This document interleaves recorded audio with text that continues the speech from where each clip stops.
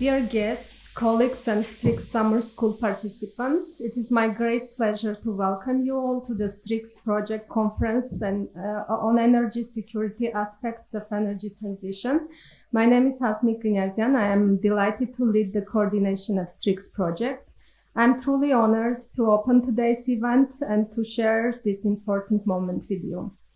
Today, we are officially open the conference program, the public component of 4-day summer school, running from July 22nd to 25th.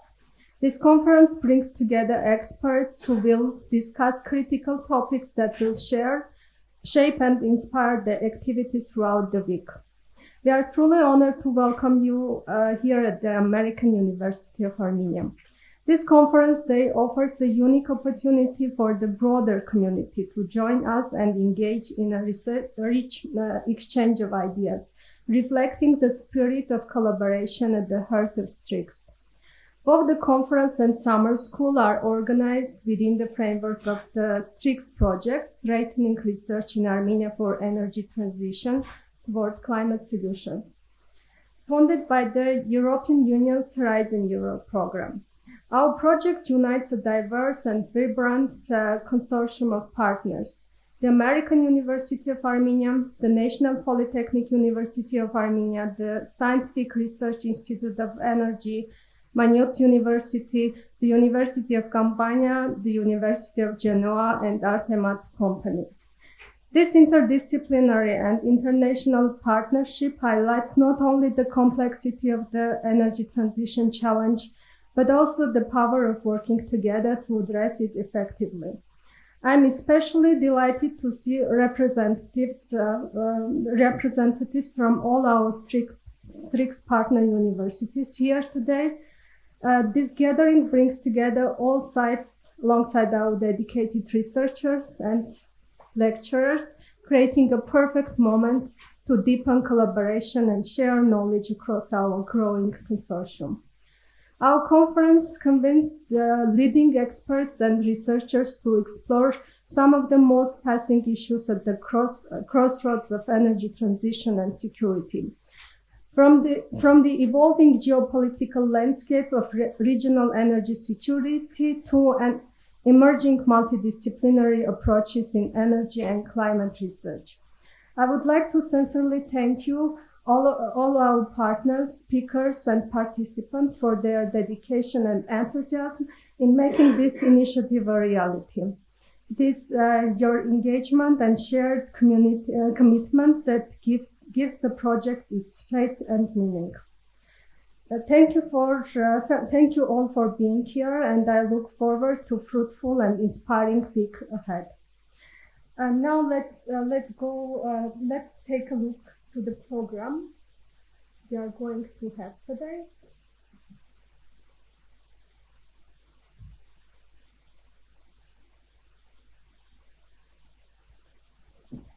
So we will have 2 keynote talks after opening remarks and small coffee break.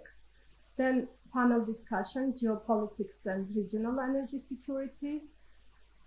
And after 1 hour break, we will continue with public lecture, and we will finish the program with another 1 panel discussion titled The Role of Research in Enhancing Energy Security.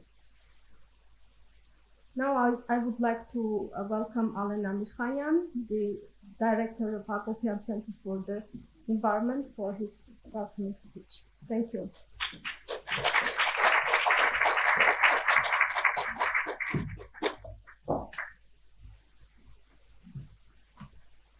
Hello, everyone. Welcome to AUA Acopian Center for the Environment. Is very glad to host this event, and along with our Armenian colleagues, the Polytechnic University, the Energy Research Institute, Scientific Research Institute, and all the guests that have come here. Vaja from Georgia, we brought him all the way here to Armenia. It's a 30-minute flight, is it? Up and down, yeah. And of course, we are Italian, Irish partners are here, so welcome. Hasmik forced me to read the text, so I'm going to read the text. She doesn't want me to improvise, yes. Dear guests, colleagues, and STREACS Summer School participants, it is my great pleasure to welcome you to the STREACS Conference on Energy Security Aspects for the Energy Transition. It is also the launch of our Summer School 2025 for the STREACS projects. We're proud to convene this important initiative at a time when energy transition and energy security are priorities for the global community as well as for Armenia. The STREACS project, funded by the European Union's Horizon Europe program, is an effort to build Armenia's research capacity in the energy transition and energy security arenas through interdisciplinary partnerships, collaborative research, and knowledge exchange. STREACS creates a pathway for innovation, policy support, and sustainable transformation. As part of this larger vision, the conference brings together experts who have been on the forefront of researching, developing, and implementing energy transition and security policies across Europe, in Georgia, and in Armenia. This conference also represents a forum for researchers and practitioners to connect and co-generate ideas and directions for future research endeavors. Research has many tools and approaches, as well as many goals. Research isn't just one thing. There's everything in life. There's a research component. Research can focus on small operational issues to improve performance, or at a high level, policy level, to decide on directions of national or local energy policies and choices. It can also focus on how to best approach policy directions to make good ideas into good solutions. So research isn't one thing. In fact, everyone is a researcher, as I see it, right? I cannot imagine going through life and making choices without following some pattern of raising questions, collecting evidence, testing ideas, and then concluding something about which direction to go. That is, in essence, what research is. And all of us in everyday life, we constantly investigate things. STREACS is looking to bring the best and the latest practice of conducting research on energy transition and energy security to Armenia, building a basic capacity that is highly integrated with European and global networks. So it's an attempt to bring Armenia out of its shell and connect it to the global research community. We have already completed many activities, assessment of our research management and knowledge gaps, from research ethics, data privacy, managing, administrating the entire life cycle of research. We've assessed it at our university, and some of the other institutions also are looking at their issues. We have organized short-term scientific visits to Europe. 29 to 30 of our young researchers or early stage researchers have gone to Ireland and Italy for 2-week visits. There's another one that will come up next year. And we have started the development of micro-credential courses. These will be certificate programs that you could go through, 10 modules and get a certificate in research management, and another one in latest research topics and approaches in energy transition and energy security. And these micro-credentials will be there forever and will occasionally update.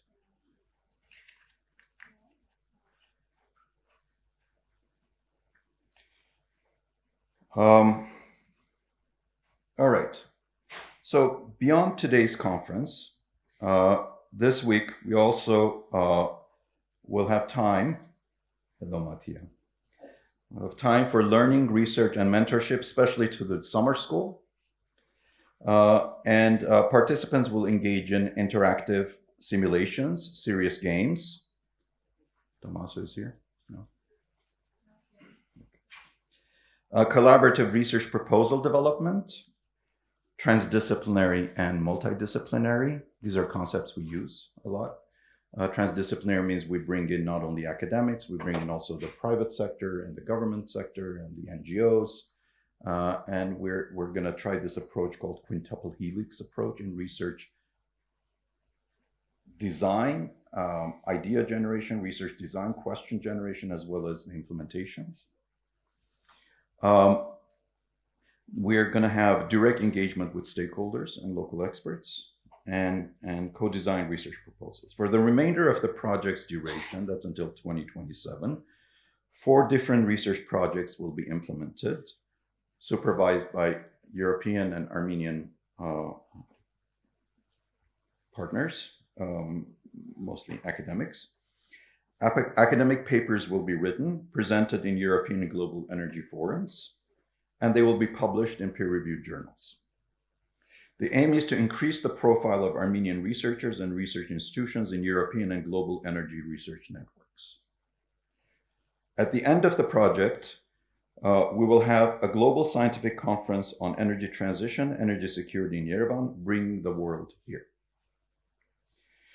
Okay, thank you very much, of course, for everyone who has worked very hard to bring this conference together, and also the summer school. Hasmik Ganyazian, the project manager of the STREACS project, Shushan Albovian, the communications lead, Lilith Ajap Obobi, where are you, Lilith? We're in the team out there. Janeta Hovsepian, outside. And the team of AUA Communications, HR, Finance, Legal. There's so many people behind making any of these projects work. And I want to sincerely thank all of them. And of course, the facilitators, our guest speakers, panelists, and the participants. Thank you for joining us. It is my distinct pleasure now to introduce Vaja Goginashvili.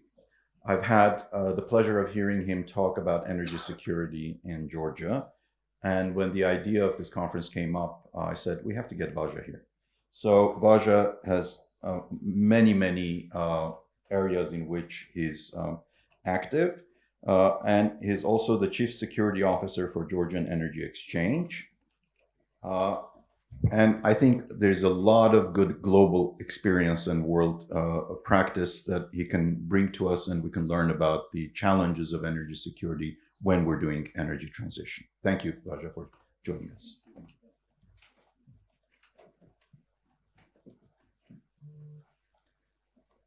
I'm just switching it for those who joined us via Zoom.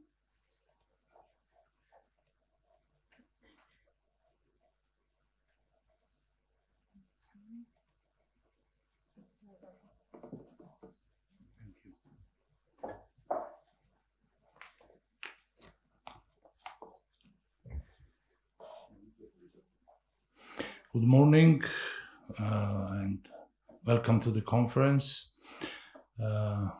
As Alan already introduced me, I'm in cybersecurity field in energy.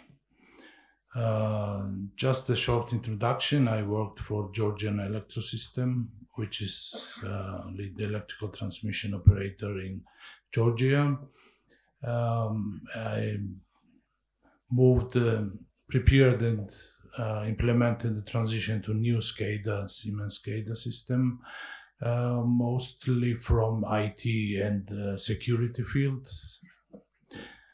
And also I work currently as a Chief Security Officer for Georgia Energy Exchange, which is a marketplace for the trading electrical energy in the first stage, and then gas will join it later. Besides that, I also do security work for Georgian Gas Transportation's company, which is managing the midstream gas transportation in Georgia. So I had many sides to look from the security point of view in energy field, both from gas and electricity. The last, I say, 10 years. So what we will be talking today is the role of cybersecurity in energy security, which is increasingly large. It was not so like 10 years ago, but now it's becoming paramount, the to secure from the cyber point of view, and it depended very much on IT technologies and cybersecurity, not only from the operational side. Also, okay, let's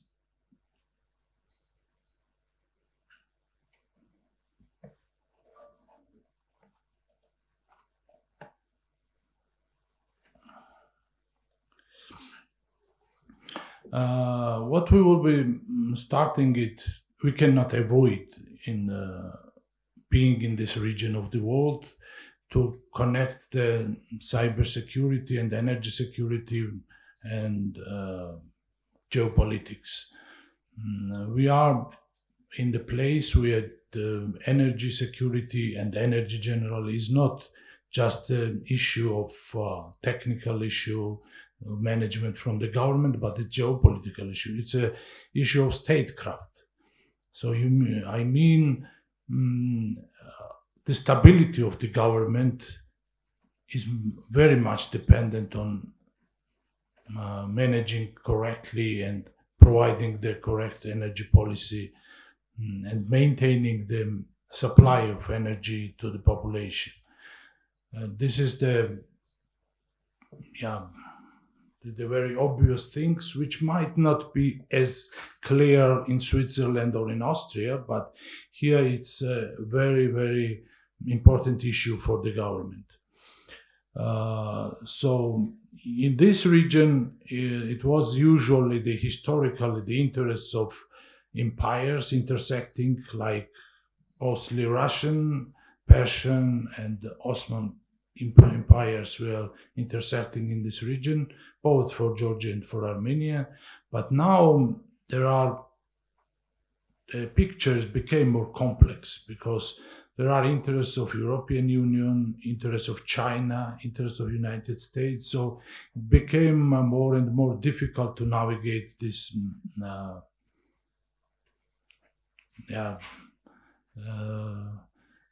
to set up the correct politics in energy sector.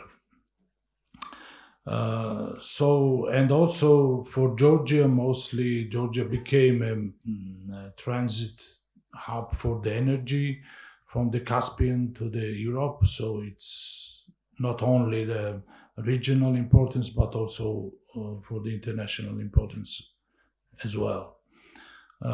So we have to navigate very carefully with the energy policy to play correctly in this very complex game. So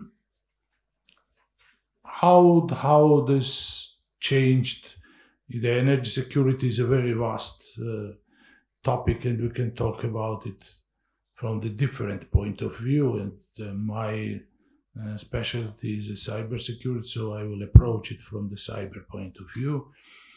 How the situation and the landscape has changed during the last, I would say, 20 years.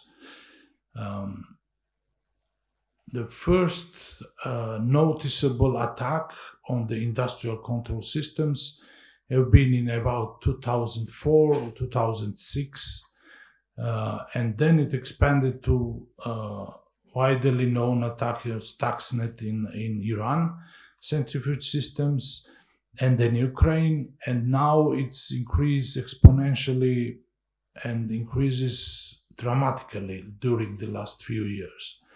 So what happened? The energy management systems which were in place in 90s, in 80s, even in beginning of 2000, have been mostly analogous. They had to be managed manually, and there was no connection network connection between the devices. They were not intended such way, so they were designed not to have connections between each other. And as we say in cybersecurity, the attack surface was much smaller. you needed physical force to attack energy installations. You needed to do the sabotage. You needed the boots on the ground.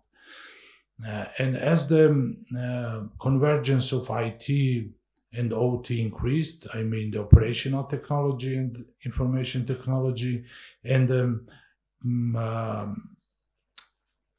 IT penetrated the operational technology and energy management systems, also the surface of attack has increased.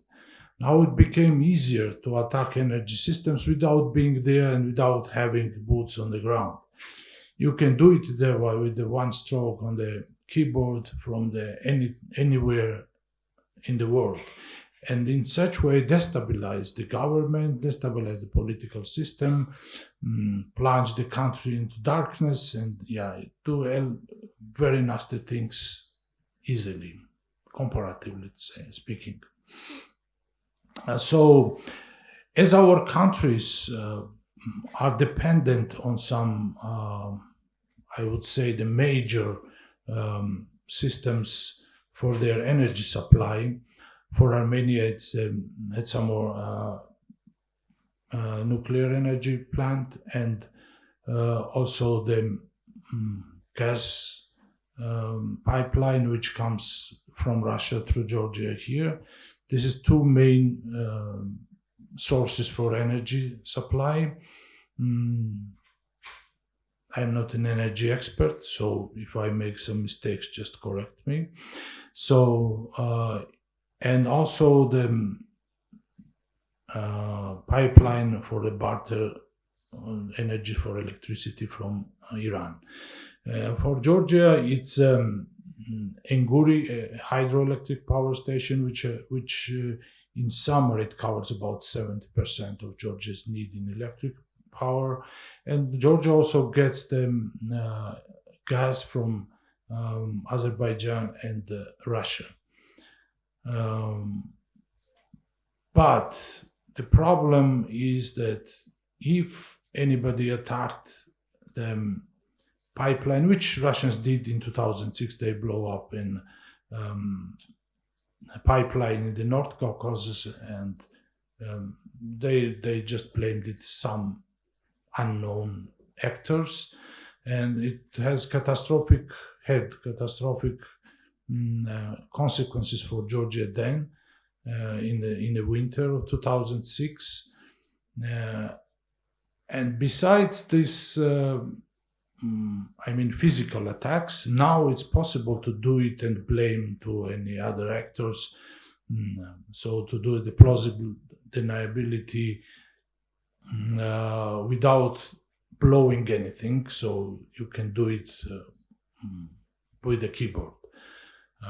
It will be catastrophic attack of some large energy generation subjects in Armenia or gas pipelines, and the same thing will be in Georgia to attack like Enguri or the gas pipeline management systems, which usually generates much electricity in winter.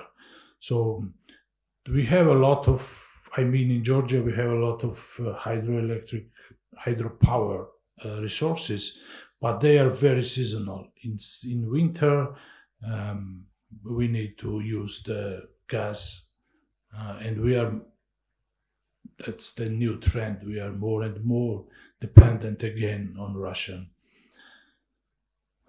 So to reduce the dependency on major gas or electric systems, it should be the goal, because attacks on those systems can cripple the energy sector and destabilize the whole country. So to distribute more evenly and introduce new sources of energy, it's easy to speak and very hard to do, but it needs to be done. So the new reality in cyber world now is that attacks are growing. In 2024, there were about 1,000 just ransomware attacks on let's say industrial control systems, mainly in factories, and for energy sector it was relatively small, like under the 100. But yeah, it's growing. And the most dangerous thing is that currently attacks and penetration of energy management system is not intended to cripple them, because if there is no active conflict going on, they have no interest. They need just to study the system, to map it, to understand how it works, to use it whenever it's necessary and not profitable, but geopolitically interesting for them. Moving from, I don't know, just reconnaissance operations from the kinetic damage, which they can do currently with the cyber tools. So they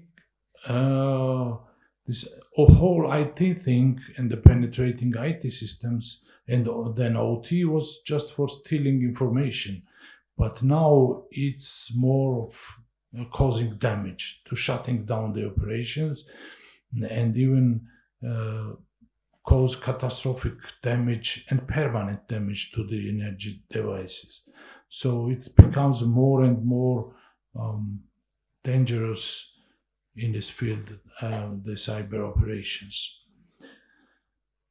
Though currently the most damaging thing is ransomware, as you see from the slide, it's like increasing 87%. Mostly attacks come on the US and UA. It's around 90% of those attacks, because like they attack where the money is. So whoever can pay the large ransom.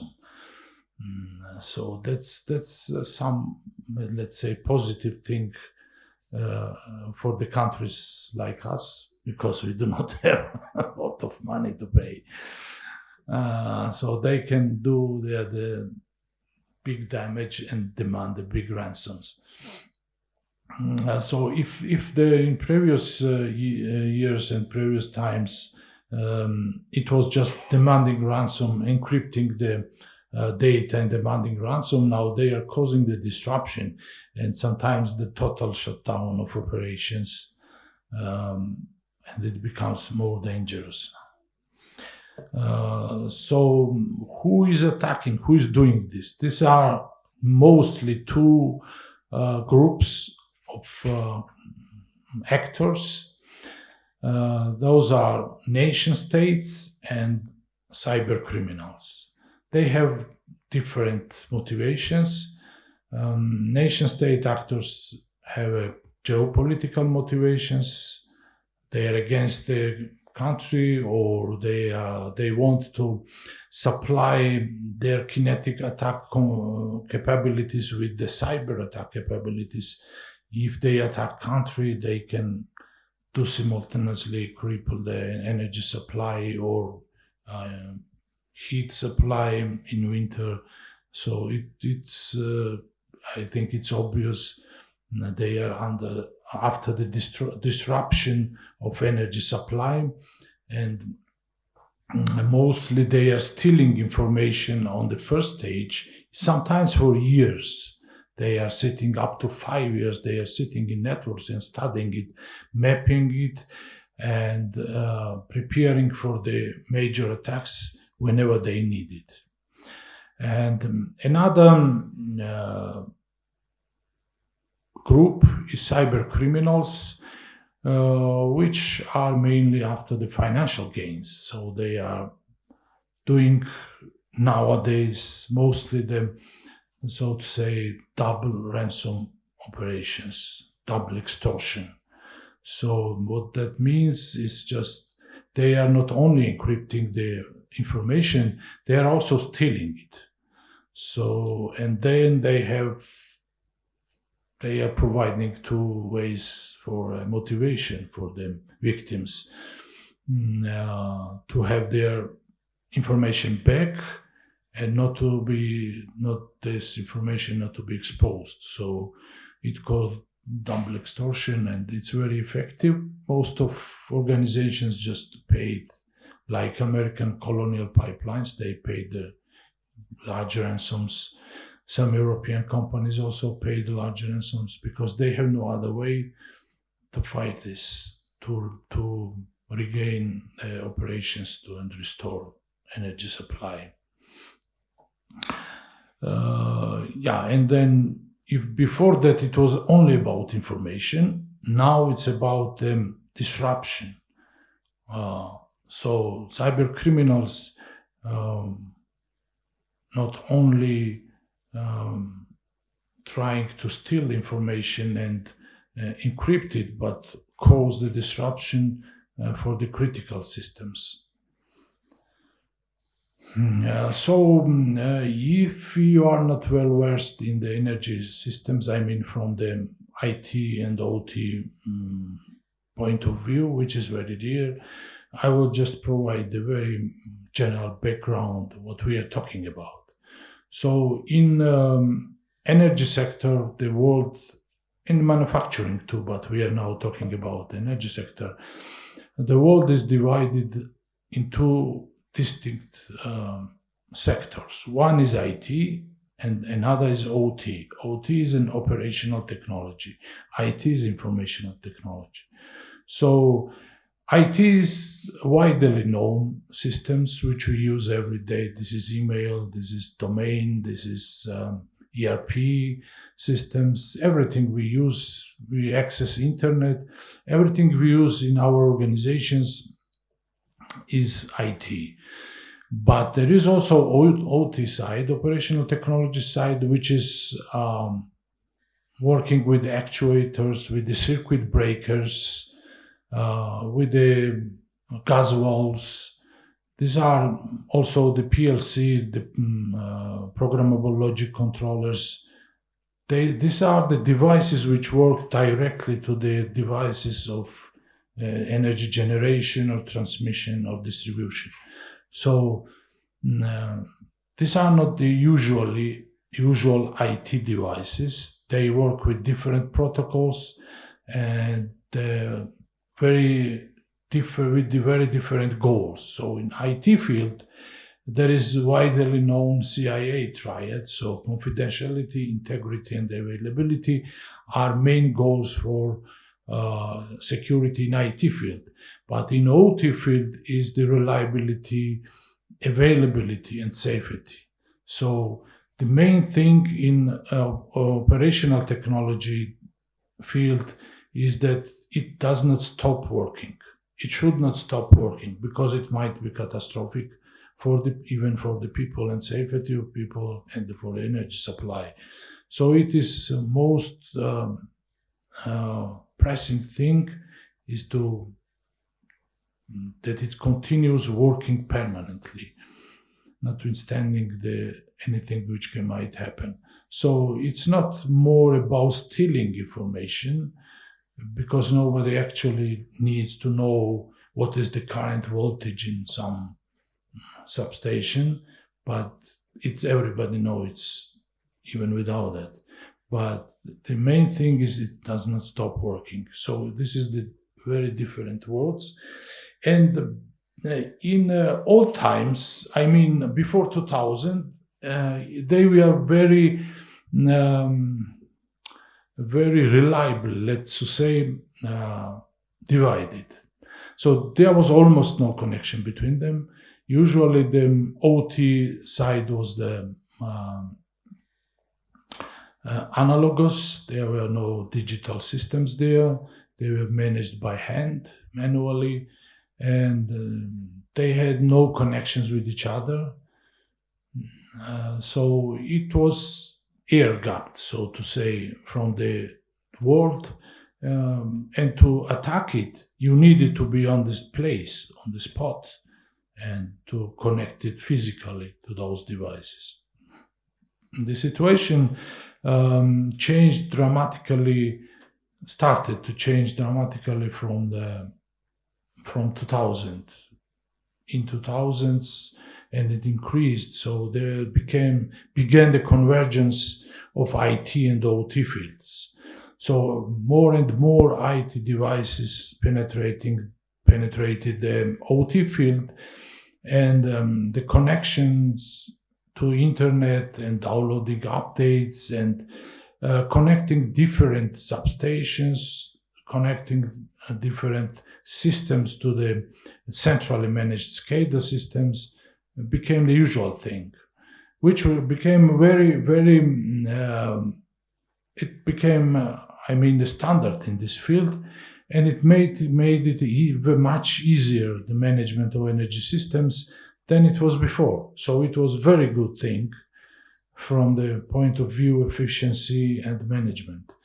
But it also created a new field, new attack surface, as we say in cybersecurity.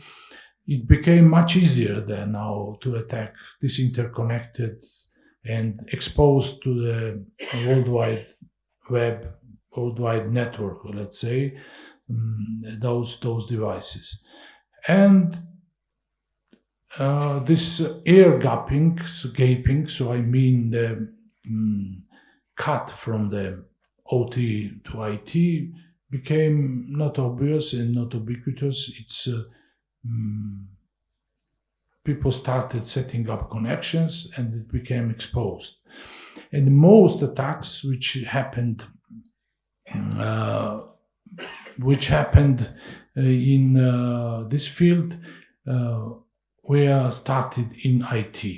So this is usually usual way to get into the OT field, OT segment. It's about to attack IT, to phishing email, to penetrate somehow the IT, which is easier, and then pivot from it and attack OT. This was done by Sendorm, the Russian group in Ukraine in 2015 and 16. In most cases, it was done this way. So they got into IT and then they expanded to OT and penetrated the OT network.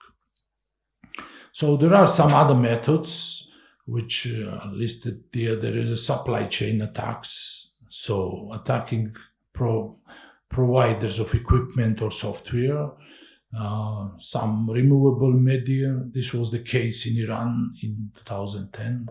This Stuxnet virus was on the memory stick.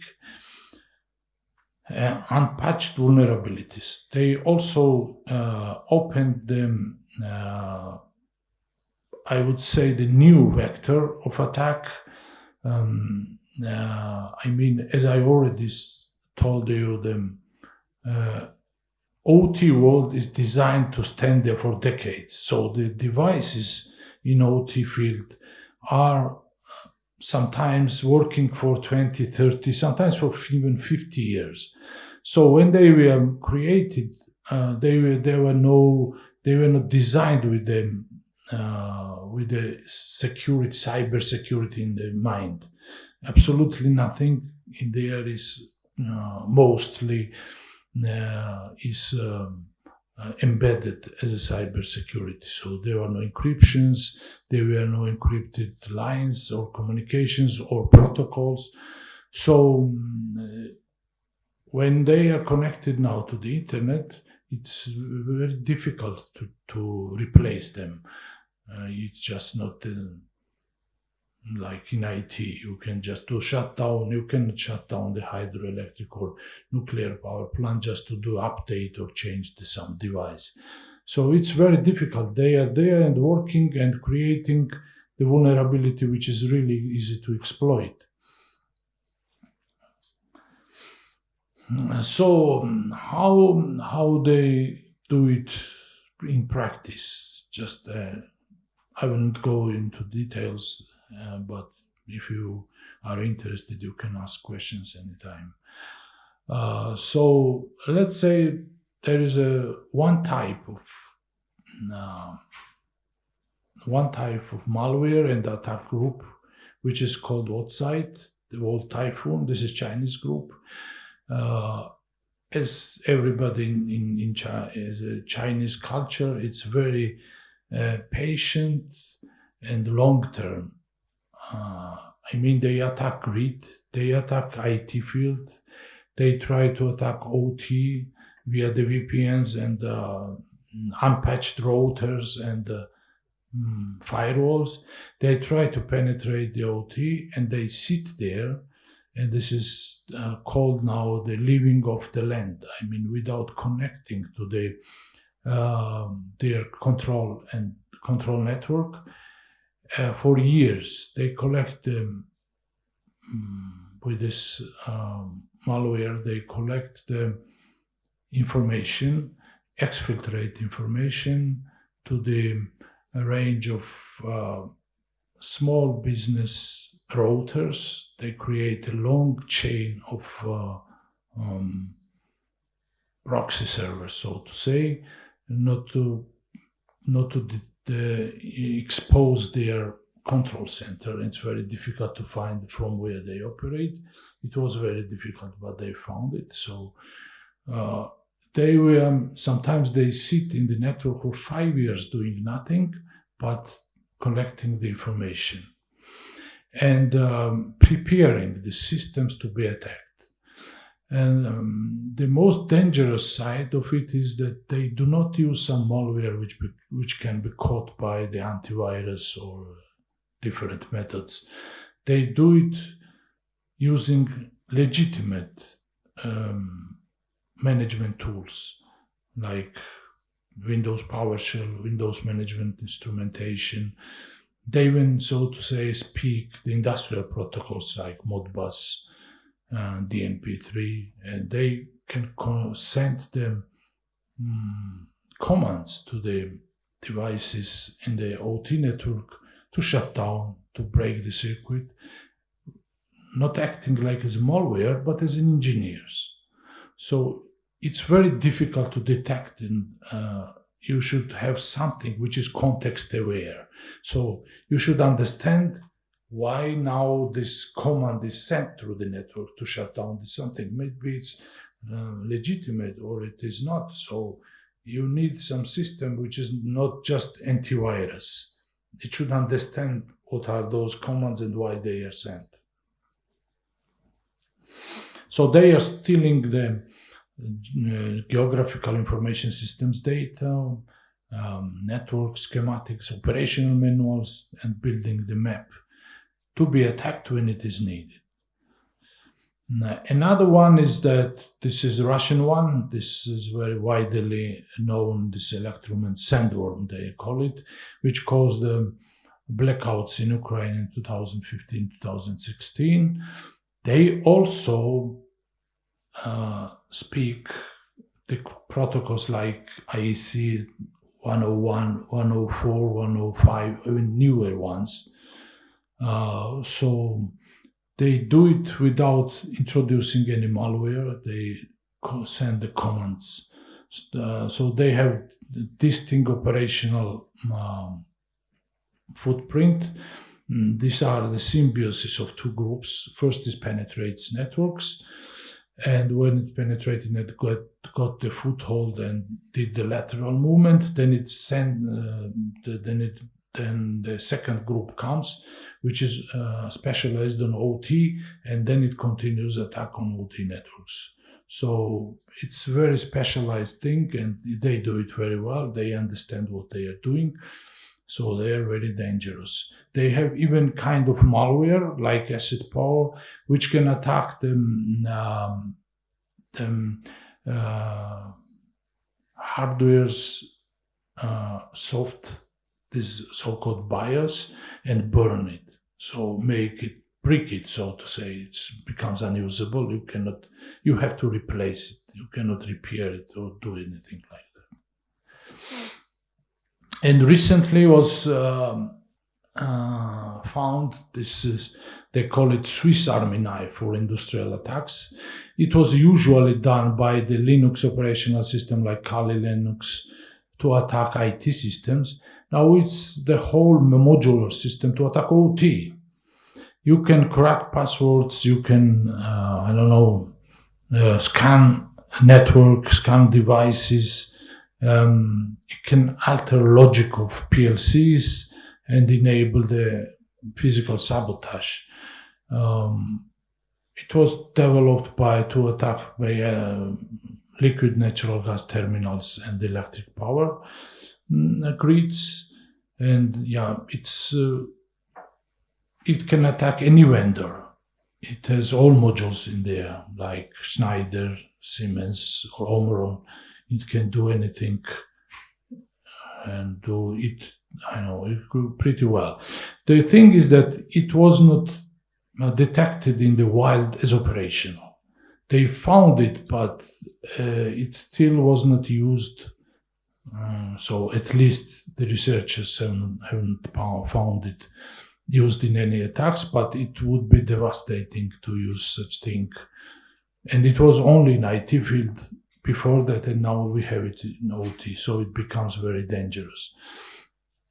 Now, why these attacks are so successful when they are used and when they attack our systems? Because usually, as I said, when we thought that IT and OT are separated, it became very, so to say, unrealistic and unreal. They are very much interconnected, and sometimes I'm talking it from the practice in real field. Sometimes people do not know even what they have and where it is connected to the internet, where they are connected to each other, because this is not documented and there is no network visibility. And so it is very difficult when you get to the organization like this and start working on cybersecurity. First thing, you might spend a lot of time, even years, to find all the devices which you have and where they are connected and who is managing them and where they do have connections with the outside world. So it is very difficult, and it's the first thing you have to do.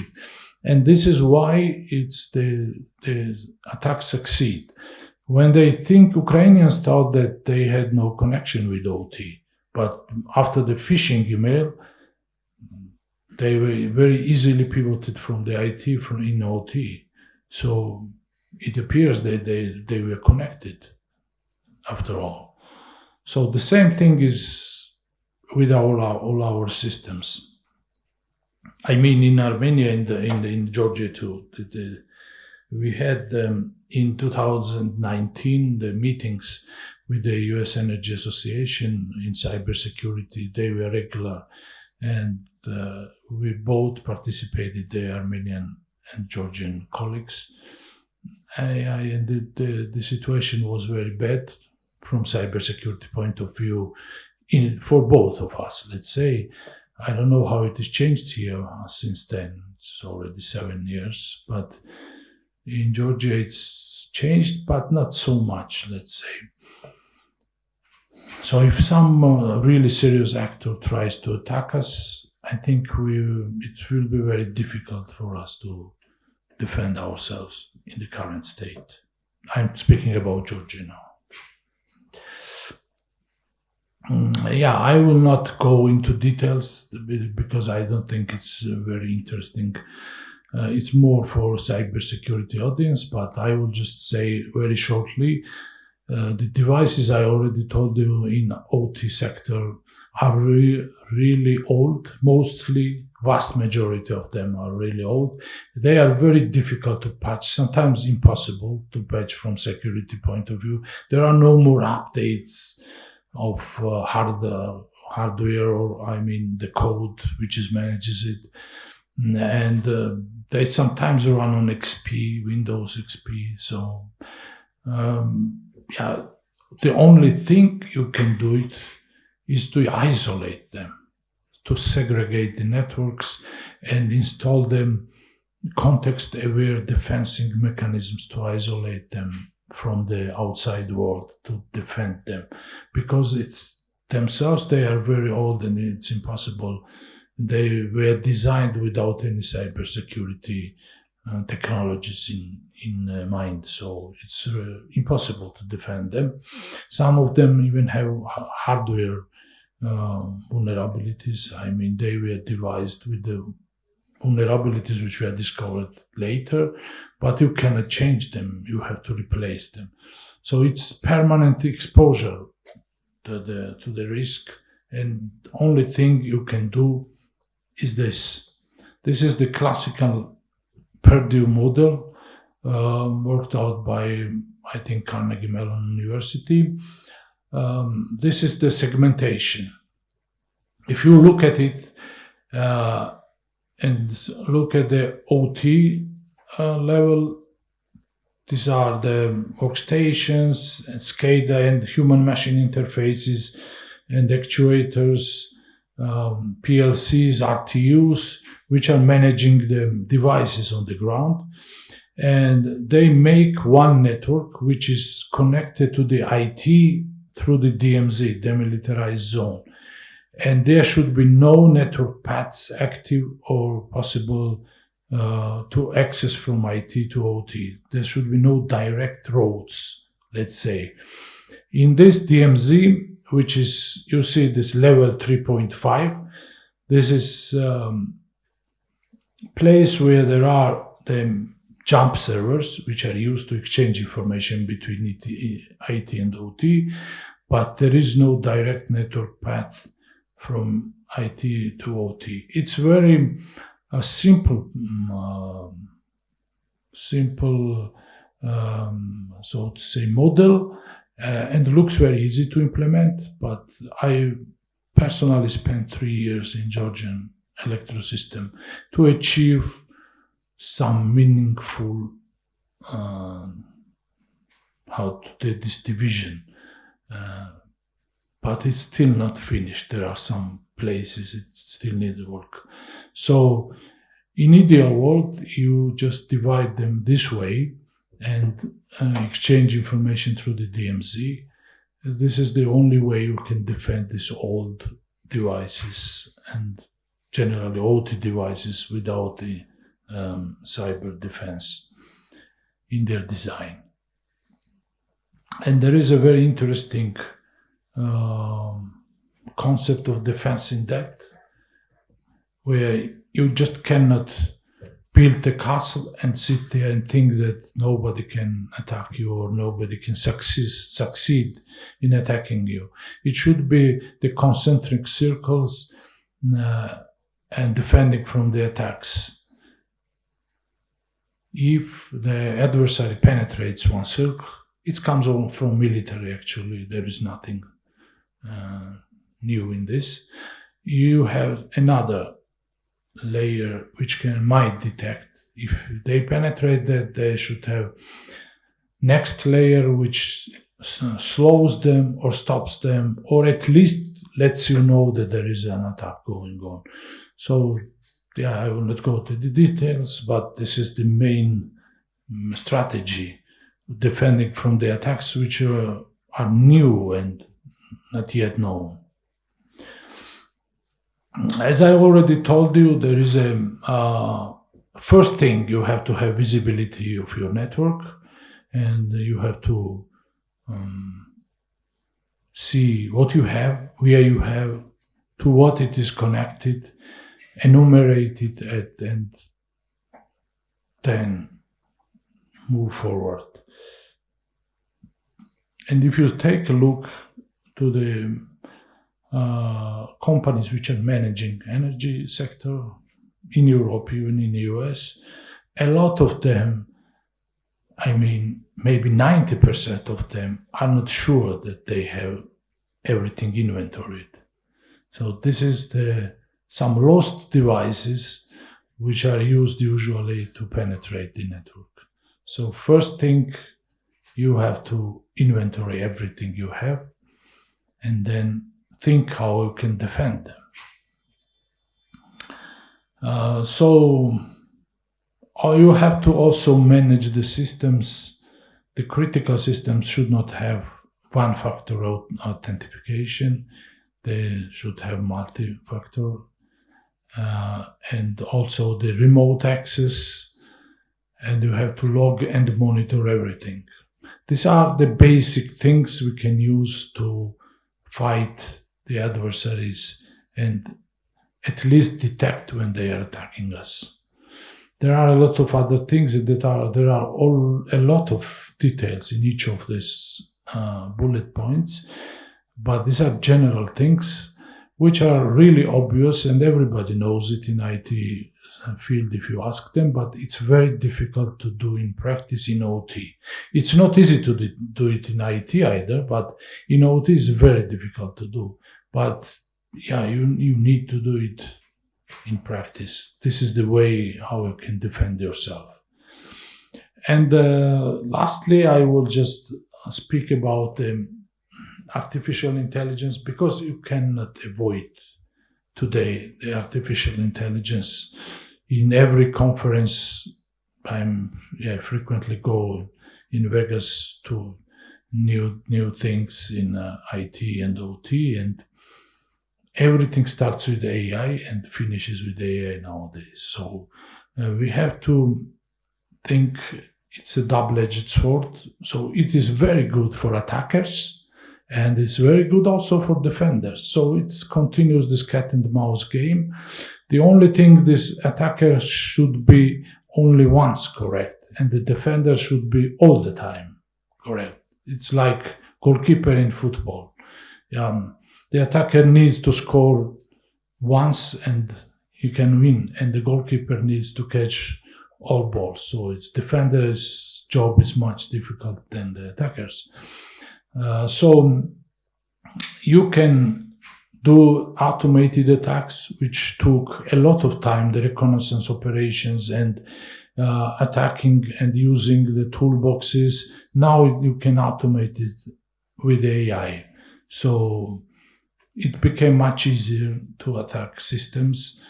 You can also, social engineering became very easy. You can generate a voice. You can generate very trustful documents, emails, invoices. You can do deepfakes to take part even into the online meetings. So it's became very realistic and very dangerous and easy to do. And also, which the place where they are using it, then finding the weaknesses in the systems, which took a lot of very competent staff and a long time to research. Now we can do much easily with the artificial intelligence to detect vulnerabilities and create exploits for them very fast. On the side of the defenders, you can detect attacks much faster now with AI and take action, even automated action, even without the human involvement. So it became, at least in theory, it became much easier. It's still very difficult to do in practice, but it's doable, and we will see in the next few years that there will not be any person doing anything like detection or like incident reporting or fighting the penetration of adversary in the network. It will be all automated by AI. So this is a positive side of AI. And also they can use the unsupervised learning to detect new attacks, such kind I told already, living off the land attacks, which is very difficult to detect without the person sitting there understanding what is going on. So now this unsupervised AI can detect it. This is also a theory, but yeah, they are training systems now, and let's see what comes out from this. And this is much easier now to fight the new, so to say, zero-day attacks with AI than with the signature-based or heuristic models views until this. Actually, what the only thing I can say, I think I finished it. Only thing I can say that we need really hard work, uphill work, both Georgia and Armenia, from 2 points of view. First is creating and diversifying energy sources. It's not cybersecurity issue. It's a diversification of energy sources, not to be dependent on one pipeline or one hydro or nuclear energy plant, which is very difficult to do, but it has to be done to achieve energy independence. And another, from cybersecurity point of view, is to defend what we have and to avoid destabilization. And we have to just be thankful that nobody at this point needed to attack us. Yeah, that's the truth. If they will need, it will be easy at this point. So we have to try and work very hard to secure our networks, to be at least prepared to deal with this kind of, to counter such kind of adversary, which is very well prepared and resourceful. And we are nowhere close to it. Thank you. And if you have any questions, I'm ready to answer.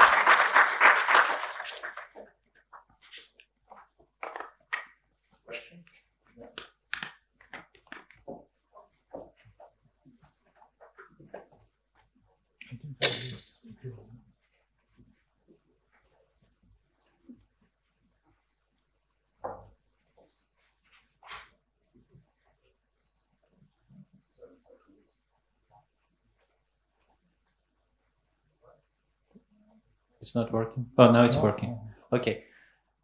Thank you for the presentation. I have a question about Georgia and Armenia cooperating in this field. For example, from operation technologies point of view, as far as I know, there is agreement between Armenia and Georgia to provide electricity to each other in case of emergency. So there, in a lot of countries, there is this experience of helping each other out if there is a power plant damaged or something like that. But in terms of information technologies, I imagine it's more sensitive, because if you share your data with another country, that also potentially opens certain risks. So I was wondering if you could comment on that and maybe give some examples of countries cooperating, how Armenia and Georgia could cooperate in defending against cybersecurity, specifically from information technology point of view. Thank you. It's a very good question. We are exchanging information with Armenian colleagues. There is a special line and special protocol for exchanging information between SCADA systems, which is up and running between Armenian and Georgian electro systems managing these organizations. But this is very general thing. I mean, this is just voltages and power and so on. But to say that we are cooperating in cybersecurity field, that's not true. We are not doing it, and we must be doing it. There was some talking about this when I told you we had the regular meetings with the U.S. Energy Association, and we wanted, one of the goal of that was to set up system which will have the aim not only to provide the electricity for the stabilizing systems, which we do now, but to provide cybersecurity help if there are attacks and to share the threat information between each other. So if there is some attack going on, let's say in Georgian electro system, the Armenian electro system should receive it immediately and understand what kind of attack it is to avoid the spread of this. Maybe it's malware, maybe it's some toolkit. So this is very important, and they do it very efficiently and effectively in Europe and the US. And they also wanted to introduce such a system. There are specialized platforms. But as far as I know, those, as I left the electro system, those projects never went forward, and they should be.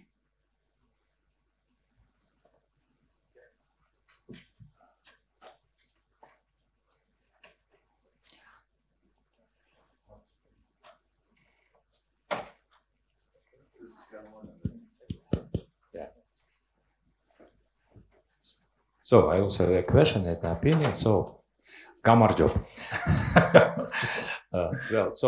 Could you go back to your third slide? Risk for Georgia.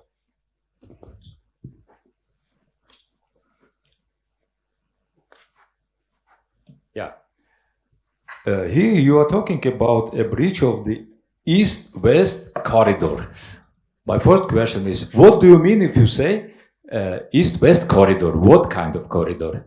There are, as you know, the two kinds of corridors virtually we speak about. This is the East-West, which is going through the Central Asia to Europe, and this is Baku-Ceyhan pipeline running from Baku to Turkish port Ceyhan. There is also Baku-Supsa, there is also the gas pipeline. So this is very vital for the European supply of energy, and in 2008, let's say, there was a disruption of it. I just forgot to mention this Sandown group attacked. It was the Proto-Sandown group. They attacked it in Turkey on substation, on pumping station, and they stopped the flowing oil and they stopped the security system. It led to the blow up of this, and the flow of the oil stopped. So this is mostly important, not only for Georgia but also for international community, because stopping Baku-Ceyhan pipeline will damage energy supply for Europe.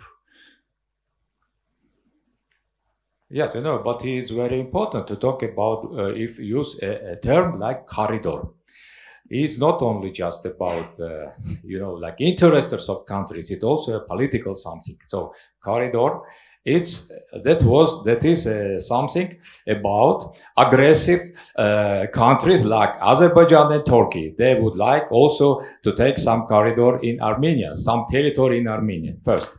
And the next one is about, about like a better relationship. So another problem is like Georgia and Azerbaijan connection. So, like if you say Georgia is like, so it's about using of some energy sources. Yes. And it's very important. So Georgia in Georgian is Sakartvelo, but Georgia use Azerbaijan, it's a company like Sokat, and sometimes they say not Sakartvelo, like Sokatvelo. It's so that's why. So the problem is about not corridor, about like better relationship. Thank you. It's not about the territorial corridor. It's a virtual meaning of just pipelines, let's say. It's not about some understanding, some geopolitical meaning of corridor. It's a virtual thing with pipelines. Okay, thank you very much. Thank you. Fabiano? Yeah. 7 seconds. There you go. That's part of the cybersecurity of the place. Okay, so I thank you very much for the talk. I really enjoy it. I have a question on a trade-off. So let's think about we are thinking to go towards a more distributed energy system where there are solar panel, when there are demand response, when there are so. How this impact, and especially, referring to the layer of cybersecurity that you had, the demilitarized zone, then there is the historian that get the data, how the distributed power system, going toward distributed power systems impact the cybersecurity. Because at this point, we don't have one nuclear plant or, 2 or 3 pump storage, but we have a completely distributed system where, a vulnerability in an inverter can create a sort of butterfly effect across the whole country. So is that type of layer works, layering with the DMZ layer, or do we need something else? Do we need to enhance, expand, or evolve the infrastructure? Yeah, thank you. This is also a very good point, and it's a very practical one. So, as they say, yeah, you will need the antivirus for your toaster soon at home. So when it will be connected to the internet and equipped with the AI, yeah, they can blow you up with one command. So it's I would say with the smart grids and with distributed grids, the attack surface also very dramatically rises. And with introduction with IoT, it's also expands practically endless. So here comes the only solution which people see here, I mean the practitioners around the world, is to introducing from the regulatory side the standards which will be necessary for each such device to fulfill such standards in cybersecurity.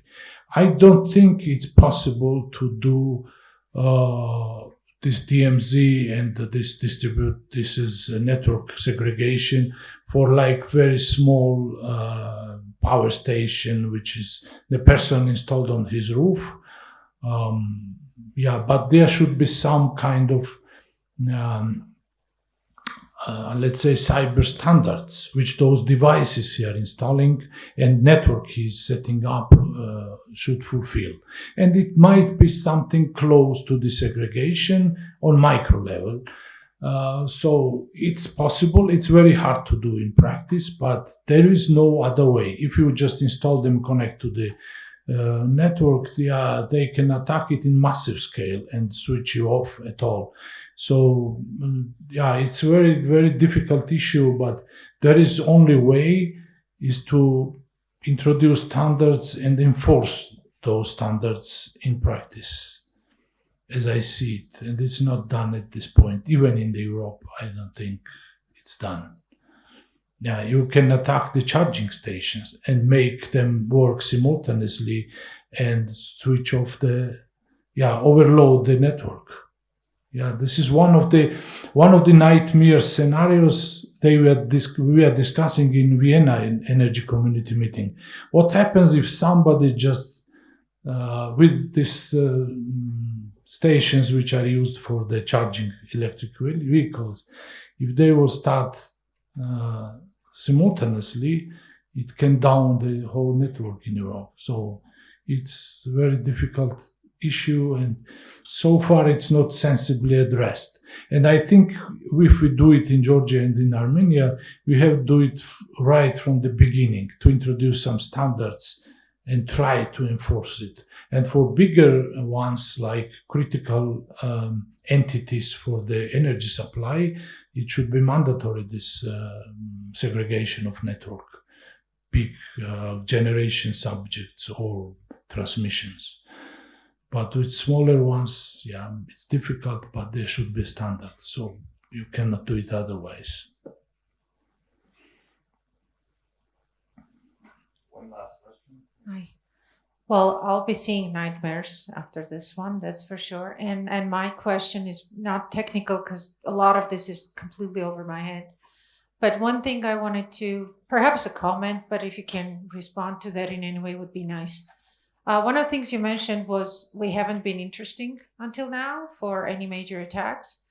But one thing I noticed was during the war, we knew there were cyber attacks from Azerbaijan, and they were trying to get through the energy system. I don't know whether they succeeded or not. And then last year, we had something similar to a blackout, which I don't like calling a blackout, but that was a fairly major accident. Which was registered to shut down all the city center for quite a while. And then another thing that happened right after, we see that the media or the official documents and briefings coming out of the US Department of State call that Russian cyber attacks. And in my completely layman terms, I was sitting there and all I could think was, regardless of where the attack originated, depending on how they pitch it diplomatically, because you have the geopolitics fairly covered, I want to just stress the importance of potential, just like any form of terrorism. Who blows it, who's blamed for it, could actually be different entities, different nation states, right? And that can trigger a lot of ramifications for our international relations, especially in a boiling pot like this region. So going from this, the important thing for us, Armenia and Georgia, is also to keep trying to understand not only what attack has happened, but also see through the origin. Because again, in layman terms, it can just be rerouted and you can lose trace of where the attack originated and get yourself into a diplomatic trouble, basically vilifying the wrong entity or getting in trouble. And going back to Armin's comment, would be nice if Armenia and Georgia could cooperate on this, because since we have an integrated system, so a lot of this could be a problem. Yeah, thank you. Yeah, this is a very interesting issue. Actually, what they do now, it's very, this in geopolitics, in politics, there is this term of plausible deniability. Yeah, when you do some operation, you do it a way that you can deny it at some point and say it was not me, and create something background noise. So what is what happens in reality? How they detect from which part this attack was starting and implemented? They look usually at the instruments were used and the way those instruments were used. And let's say when we talk about this Sandorm Russian, this actor, they use tools which were written during the working hours of Moscow. And they were written, the Russian speakers. You can see it in the code when you just decrypt it. And also the methods are used is usually, but now it's very difficult to say because those tools are proliferated, and sometimes now they have even the malware as a service and ransomware as a service. You can pay and use it. But when there is a major attack, I mean very sophisticated attack, they usually can detect the footprint and the fingerprints, what kind of actors are using it. We are still not very advanced in terms of attacks in cyberspace. I mean, you mentioned the attack from Azerbaijan, but Azerbaijan, I don't think has the same capabilities as Russia or China.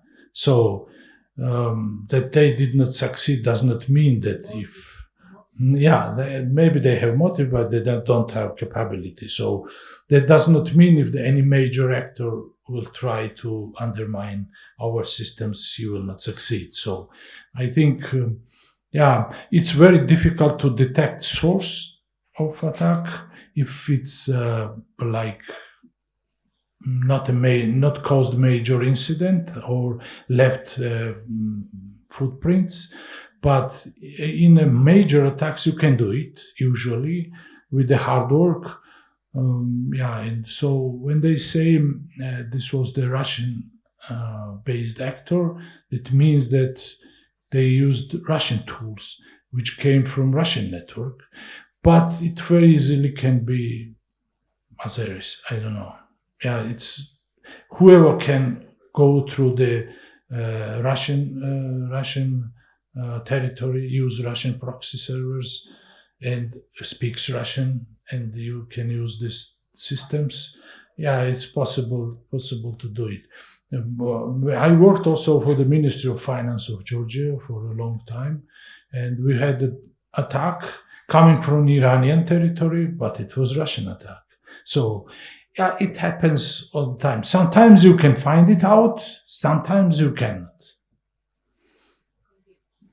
Thank you, Vaja. One last point I just want. I think this issue of cybersecurity and safe living is only the beginning of this journey that humanity is taking on, right? Because we're going through digital twinning of things, environments, everything is going to become digitized.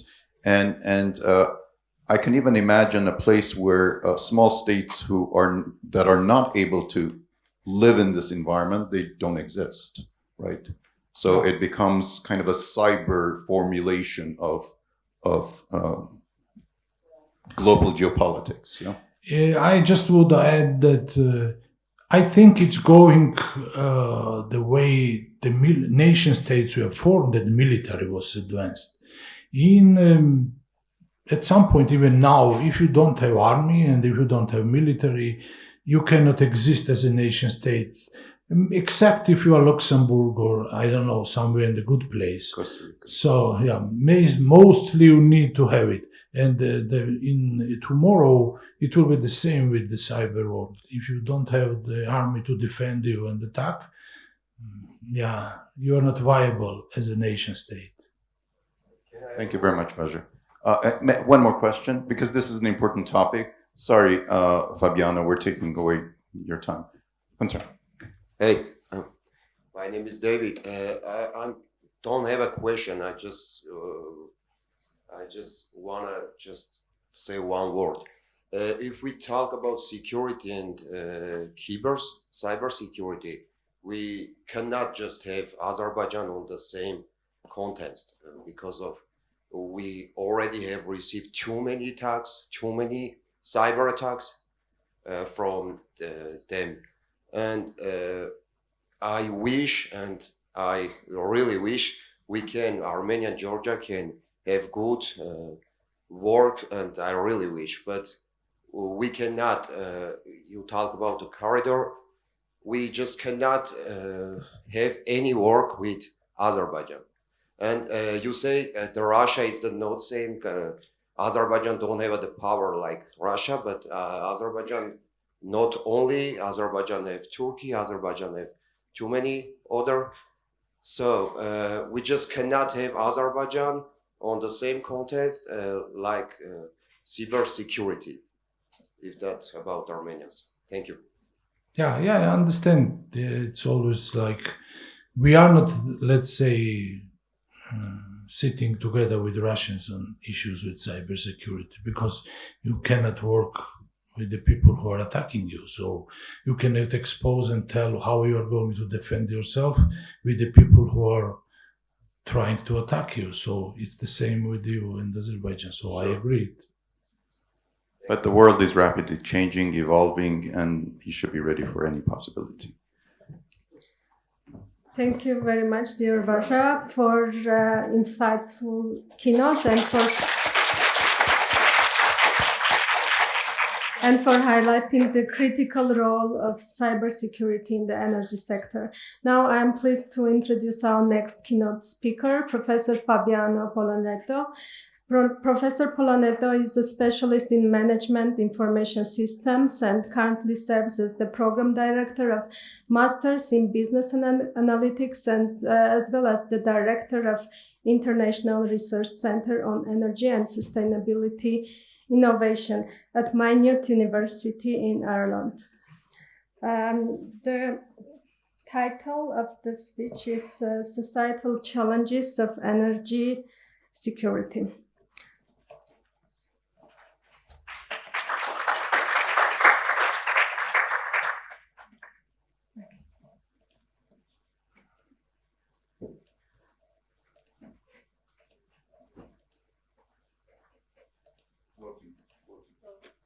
Oh, sorry. Okay.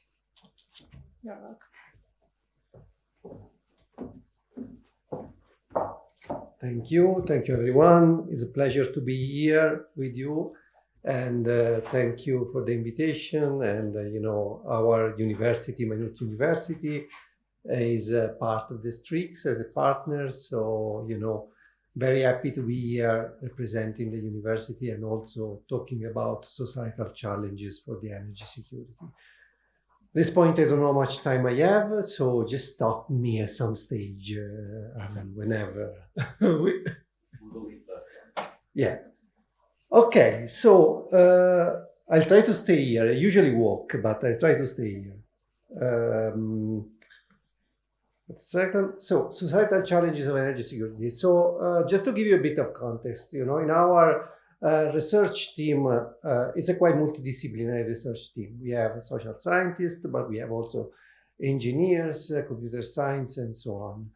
It's a team that is, has quite a lot of projects. We are trying to work, in the intersection between, engineering, computer science, and social science. So that's why, it's interesting today that I'm not going to talk about, very specific engineering aspect, but I'm trying to correlate and try to make a connection between the societal challenge and the energy security. That is a quite unique perspective. But first of all, I'm going to tell you a story, because a good talk starts with a story. So the story of a small town in Italy that is called Roseto degli Abruzzi. In 1894, 12 people, that was a very poor, in the initial 19th century, was very poor town. It has a beautiful beaches, it has, they had a very, rural area in Italy, and so, they were struggling. So in 1894, 12 farmers, they decided to do the sort of adventure of their life. They took a boat and they moved in the States. Close to New York, in Pennsylvania, there was a place close to a quarry that in the middle of, the States, and they started a little village, 1894. Then they started working in this quarry, in this mine, and then they got a job, and so they called more Italian to this place. And they named this place Roseto, the same as the hometown. So after 20, 30 years, Italians, when they go in a place, they just take over, That's what I'm trying to do in Ireland, So after 20, 30 years, what happened? A good communities of people from this place in Abruzzo, they just started a village, a sort of carbon copy of Roseto. And there was the local doctor that was visiting also other little places around. At that time, the states were evolving, industrial revolution, and so on. That noticed one thing. They noticed that this little village had much less problem with heart disease compared to the other village around. So they decided to make a study and try to understand why this thing happened. Why these people from Italy, they came there in the States, they had a very similar nutrition, there was no genetic factor and so on. Why they had this less disease than on the heart disease compared to the other places around. So this study went through 10 years, more or less, and they weren't able to find really the cause of this, but they made some correlation.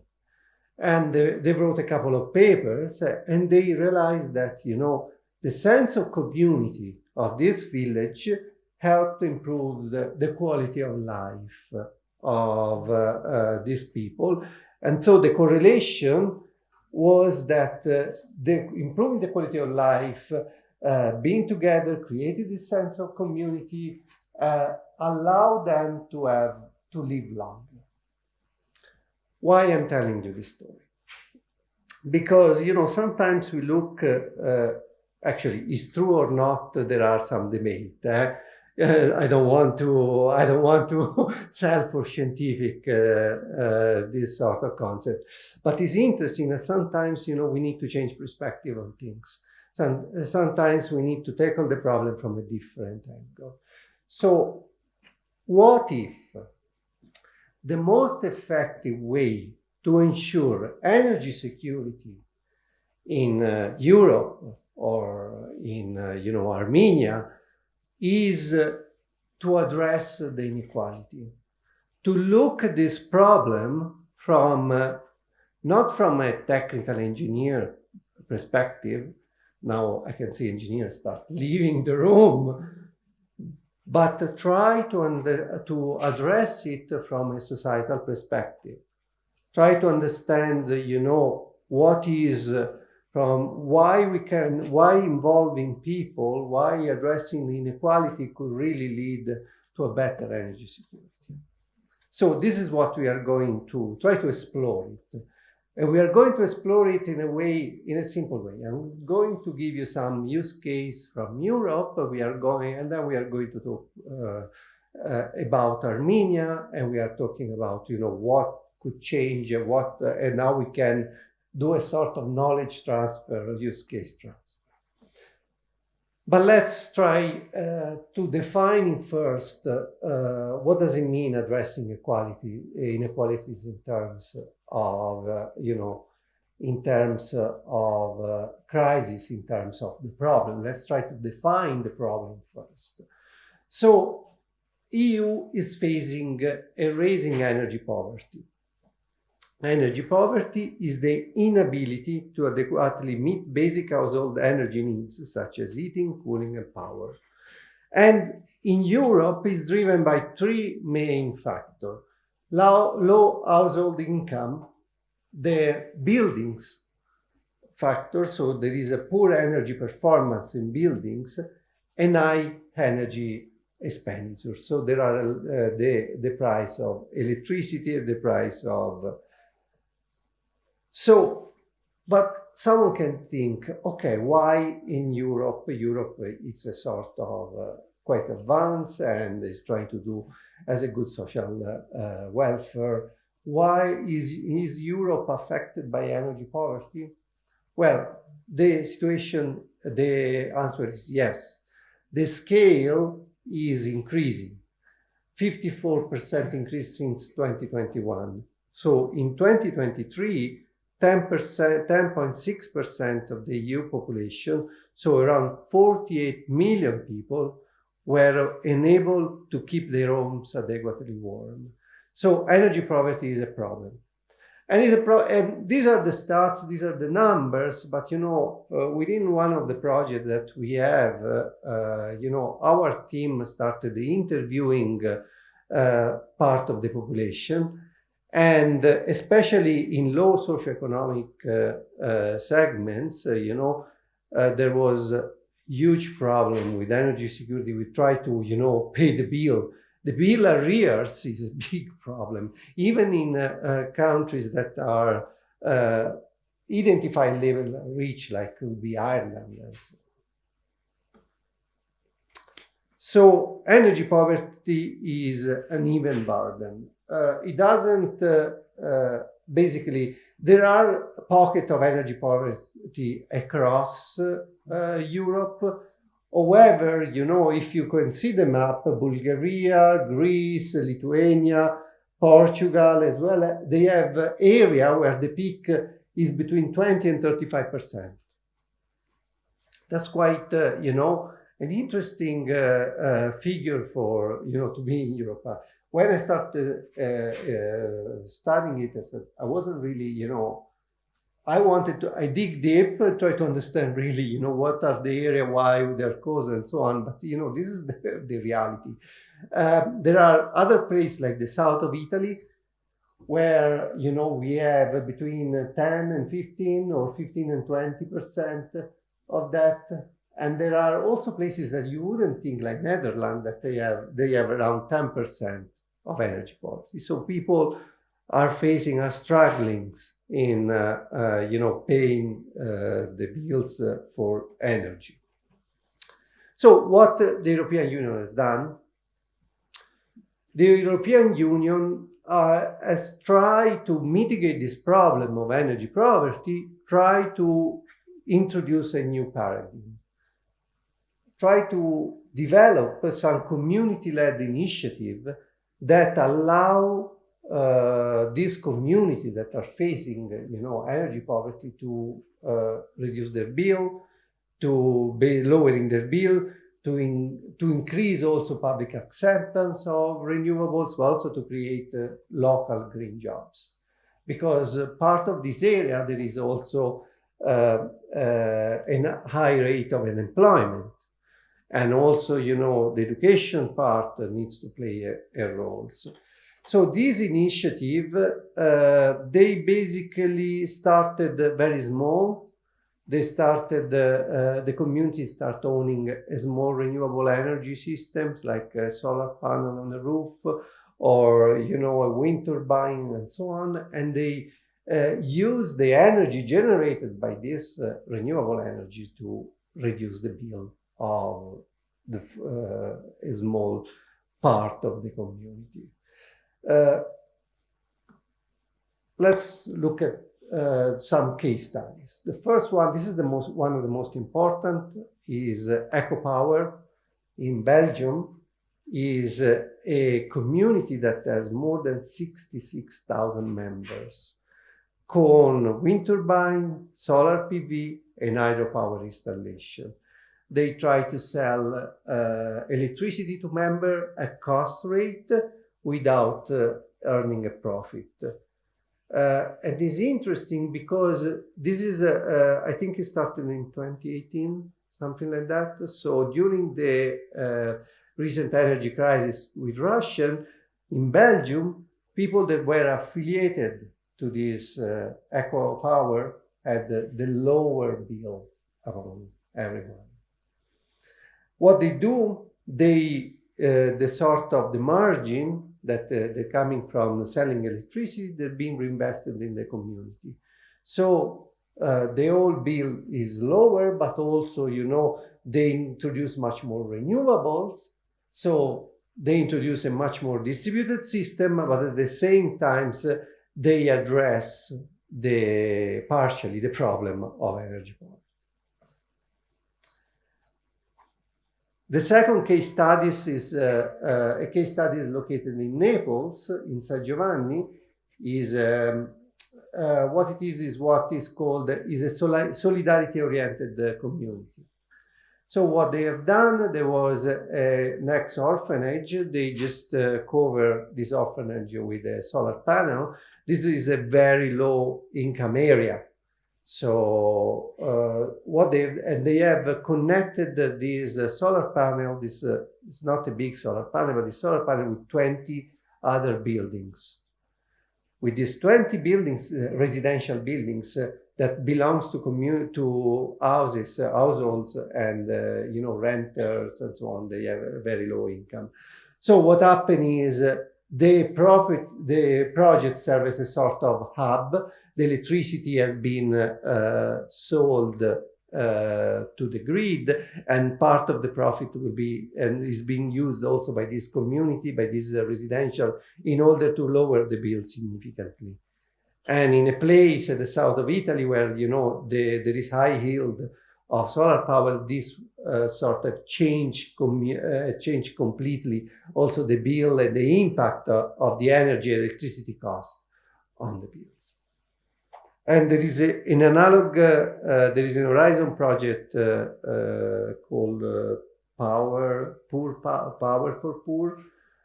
It's an Horizon 2020. They've done a carbon copy of this. Maybe they've done, you know, the opposite. We don't know. With Athens, exactly the same sort of idea.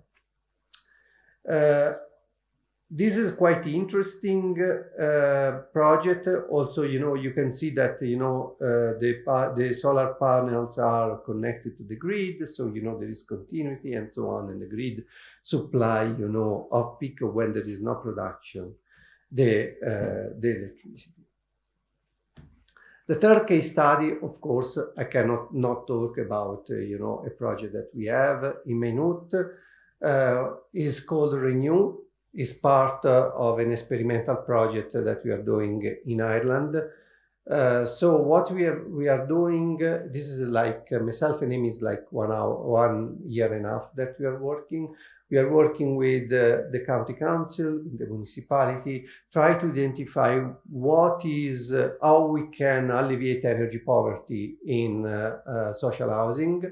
So we have created a distributed IoT middleware from the technical side in order to acquire data, consumption data, but also detailed electricity consumption data from the houses.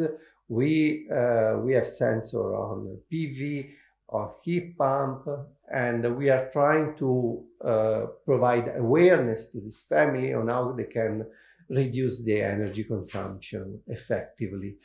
Why this is important? Because what's happening in Ireland is that there is a rollout of time of use tariff, so we don't have a flat tariff almost anymore, and there will be also dynamic tariff that are going to follow S&P price, so market prices.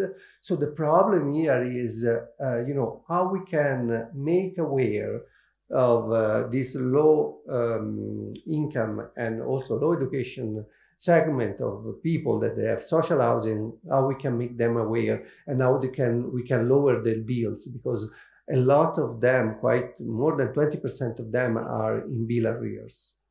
So we have created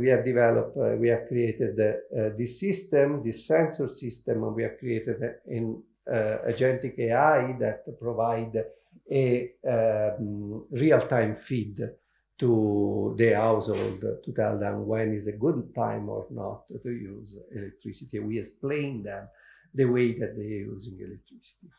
So, of course, at the moment is centered to energy community, and we are working to scale from 30 buildings to 300 buildings next year. But this is one of the sort of automation that are at the service of people that are facing energy poverty. So what is the lessons from these case studies? What we want to do? Energy democracy. So we would like to, of course, we think the European Union think that, democratizing the energy, it's a good tool in order to reduce the energy poverty, in order to reduce inequality, but also to address the energy security at the same time of the continent. Also provide local wealth, because the profit stays in the community. Now someone can ask me, what is the role at this point of the SO, of the electricity suppliers? That's another debate that we can have. Then it provides resilience. For many reasons it provides resilience, because you can have buffer prices, or you can have local generation that doesn't depend on market dynamics, and you can have what we call a just transition, where all citizens can benefit to do the transition to the renewable energy. And of course, all of these case studies show a strong reduction of carbon emission derived by the self-consumption of electricity generation.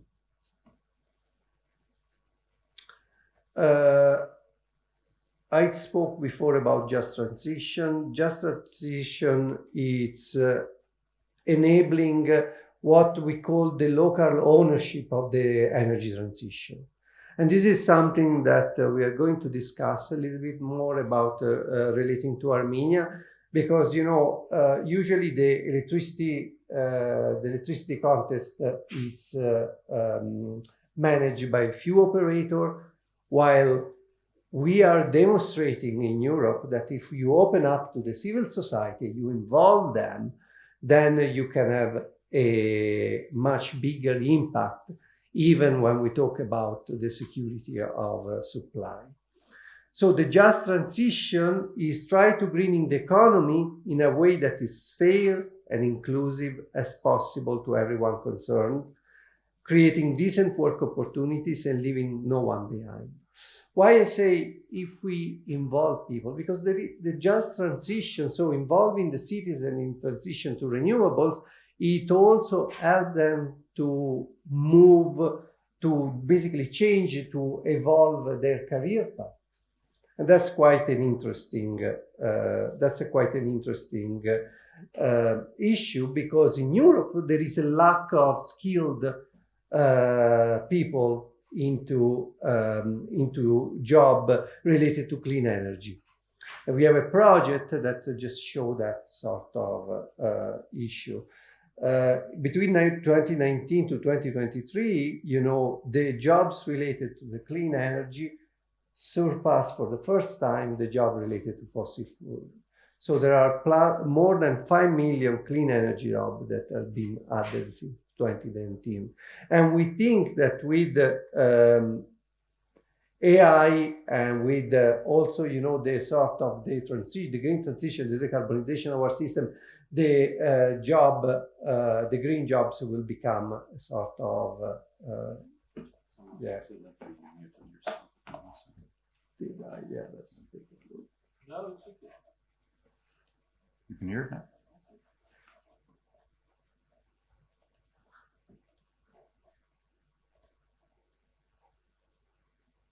Yeah? Yes. Okay. Oops. Perfect. Sorry. Perfect. Okay. Yeah, should work now. Let's just focus it on.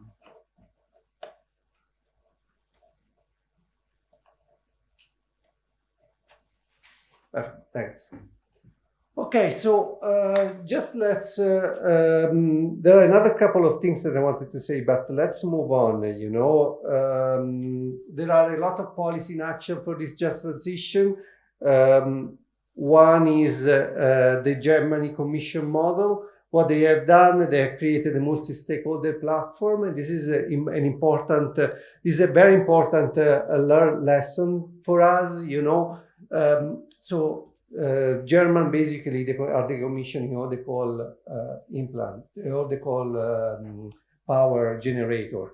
So what they have done, they have created this sort of multi-stakeholder commission model where they include the government, the industry, the unions, and all the civil society to create a transition of these people that were working in a coal system into green jobs. And so, they basically use early retirement, but also they reskill people. And this is something that is quite important when we think about the transition. But the same things in Spain, they've been what they call just transition agreement that have been between the government and some territory. There have been agreement that trying to reskill people towards these green jobs. And we have in one of the projects, Reciprocity, we have created two use cases that are basically focused on that. So let's talk quickly about Armenia. Armenia has, and its energy profile, 60% natural gas, more or less. I try to take this data from reputable sources, but I know you are the expert. So if there's something that doesn't match, just let me know. So 60% natural gas, there is 18.5% of nuclear, and the import of fossil fuel is coming mostly from natural gas from Russia, and also the nuclear from Russia, and there are some part of oil that is coming, from Iran, and so on. So there is a sort of dependency here. That's why we are talking about energy security. And Russia, of course, is the main supplier for both natural gas and nuclear fuel. Of course, then there is the part of the aging infrastructure, like the power plant, better than me, has been, the Unit 2 has been recommissioned being extended at least up to the 2036, but it requires quite a large investment. Then there is the sort of the geopolitical and economic vulnerability, Azerbaijan around, and then there is Iran, Turkey, and then there is Georgia. So everyone knows and is aware of, the isolation of Armenia. So the options are quite limited in terms of expanding and try to diversify the fuels and the sort of the way that the energy has been generated and consumed. There is quite a good hydropower plant. Maybe this one can be, expanded. But one of the interesting things is the Armenian renewable potential. When I've seen the renewable potential at the solar yield in Armenia is 1,700 kilowatt hours per square meter. That's quite a good number. Think about that in Ireland, where there is a boom of solar panels at the moment, we are reaching around 900 kilowatt hours per square meter. So it's quite an interesting point and quite an interesting way forward.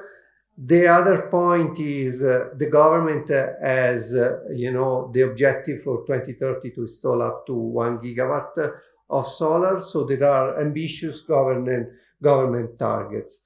However, what happened when all the solar system are becoming on the grid, they are injecting electricity on the grid? What should we do at that point? Grid, of course, for installing renewable energy, you need the investment. We are in a sort of good moment, historical moment, especially for solar, because the prices are very low. You need to think about grid stability. We're discussing before, yes, there is the vulnerability, but we need to move on towards a more dynamic market. There is the liberalization of the market as well. But we need to work on people, on the workforce. So we need people that know how to install solar panel, or solar panel or renewable energy. We need maintenance. So there is a big effort to do in terms of people and upskilling. So integrating renewable is not an easy job. Plus, do we want to put also the cybersecurity risk that we were discussing before? So having a large penetration of renewables, it's an hurdle, it's a challenge. What is the characteristic of a robust solution in terms of integrating renewables and using a sort of people-centric approach or community-led approach? The community-led approach is people-centric, so bring community at the center. Is data-driven, so that you have sensor data, you can, make exact decision based on data. It's resilient, so it's not basing only on a single source, or a single big system like a nuclear power plant and so on, but on a distributed system, and is scalable across the country. So my question here for today, and there is another point, interesting point, and this is could be true or not. I look for several sources to try to see if there were numbers on energy poverty in Armenia, and there were some sort of document that talking about 30% of energy poverty. There are other documents, I put the reference there, so we will not have a fight, that are talking about a 58.6% of households in Armenia cannot heat their homes during the cold months. And so there is, there are quite a lot of, debate of the penetration of energy poverty, but there is energy poverty and there is a high penetration of energy poverty. So when we think about community, I don't want to make any assumption, but if we think about community-led initiative or energy communities that are based on solidarity, that could be a sort of not a solution, but could be something that a tool that could improve the quality of life, but also could solve the problem of energy security. Is there a role for energy community in Armenia? I'm not an expert of Armenia. What I can tell you is what happened in Europe and what's happening in Europe, where the energy community and the civil society is taking the ownership of this transition. There are some small-scale projects. One is in this area that is called Gagamazar, pronounced correctly. So where, they started to create a biogas facility, and they're trying to use this sort of cooperative, and it showed a quite good success. This was the last data that I was able to find was in 2019. So it's 2026. We need to go, maybe myself and Matteo will go, a volunteer to go to see how this energy community is going. But a really community-led approach could help and attract also investment, could become the basis of, a solution for Armenia, or basically starting the initial, the beginning of a solution that can also bring a more distributed system and a more distributed generation, but also sort of resilience for, so improving the energy community. So just to make a couple of conclusions here, across Europe, we show that energy security is not only an engineer challenge, but is a societal one as well. So if we treat it as a societal challenge, then we can think about how taking example from different use cases. I mentioned Europe, but maybe there are other use cases across the States or other part of the world, how we can bring this learning together and try to build something that is useful also for Armenia. And so mine is a bit of a call to action, and I want to keep it this sort of talk with open question. So how can we adapt, how Armenia can adapt this European lesson to build a more secure energy future? How a solidarity model like the one that we have seen in Naples can be used to address energy affordability for vulnerable Armenian households? Can we do something? Can we do, but can Armenia, but of course we are part of STREACS. So could we have a sort of cooperative model like the Belgian one that could scale and could provide, a sort of distributed energy system? What are the policies that are needed to empower the Armenian community? Not only the policy, but also the social challenges to empower communities.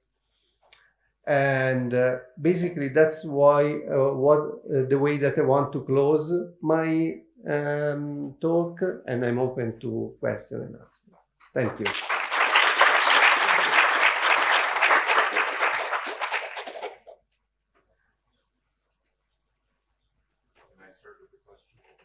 I'm going to start with a question. This energy community idea and decentralization, microgrids, the small scale, and it's all, of course, very alluring, and it kind of ticks off the resilience box. It ticks off the cost economic.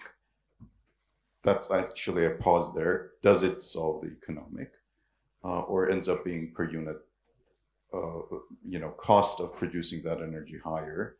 What I have heard happens in Germany is that with these energy communities, and Germans have all these kind of energy communities, the big power providers are now becoming service, supporting those small communities, because it's like the local food growth movement. You can spend all your day generating your own food and your own energy. Is that how people want to spend their days? Actually engaging in this daily activities of survival, as opposed to they want to write music, they want to, do this, that. They want to write computer programs, whatever they want to do. So it's like, how do you pull this off sustainably so that actually sticks?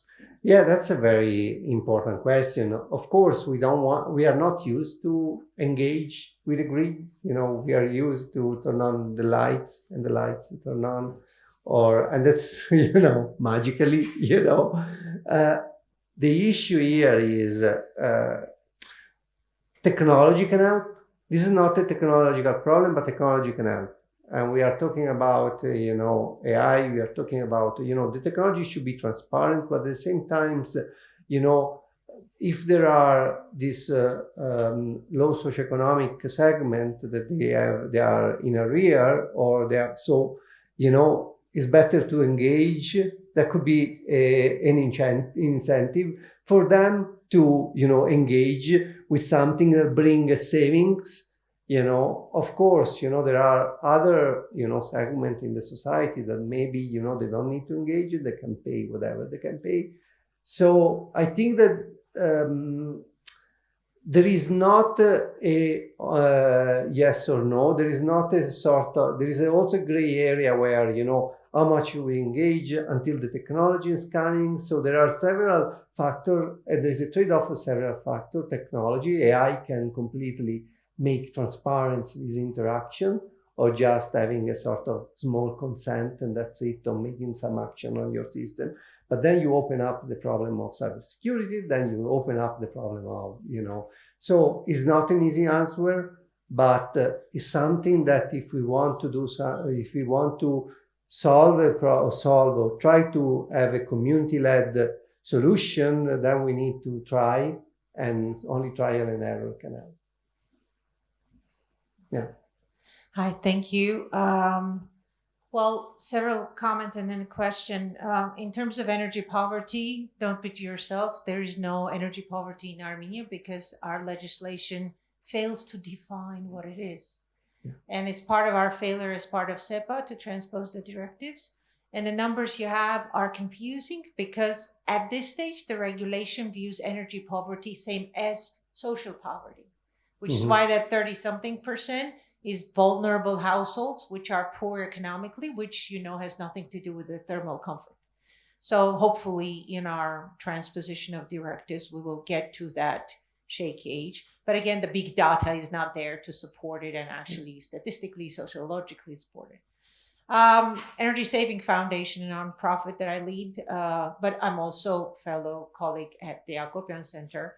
We have experimented with this for the first time. We built the first community-owned solar power plant. And the idea was that all revenues will be reinvested, much like, the Italian model. The tricky thing I want to build on, I was going to say that. The tricky thing with these projects is, and I'm kind of suspicious if the 3 case studies you showed had the same major deficiency. They are heavily grant funded. So as energy poverty mitigation policies of EU, let's be honest, before you get to energy communities, EU dumped billions of euros to cover energy poverty. The 4 countries I work in, Poland, Romania, Bulgaria, Croatia, there was zillions of euros covering energy poverty, self-reported. So there was not due diligence to actually prove that their thermal comfort was suboptimal. We're talking about a fundamentally different country where the government does not have the budget resources to do that. And if we start preaching a model of energy community, which launches with a major grant element, and then we disconnect from the grant and say 25% savings, are we really lying to ourselves?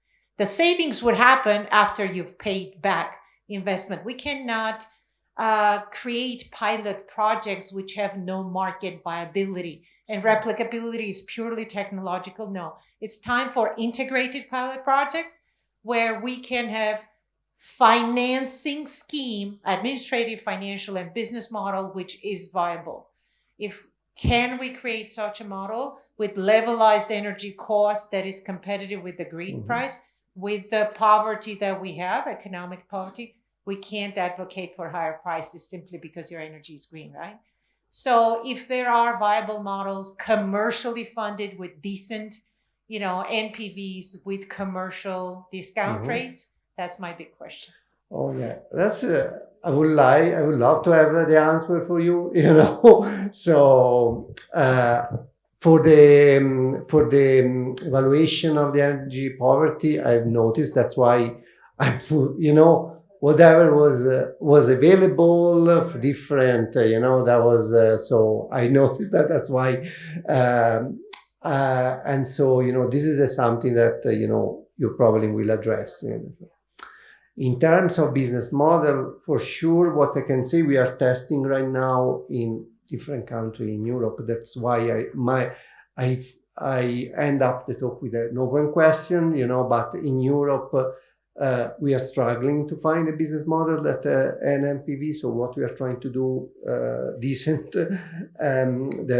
return of investment. So we are trying to bundle different things together, like the retrofitting, like the demand responses, so the dynamic pricing, renewable energy. So I think that nowadays we need to look at the project, we need to look at the problem in an holistic way, not only being obsessed only on the energy savings. Energy saving is one part, but there is also the sort of supporting services to the grid.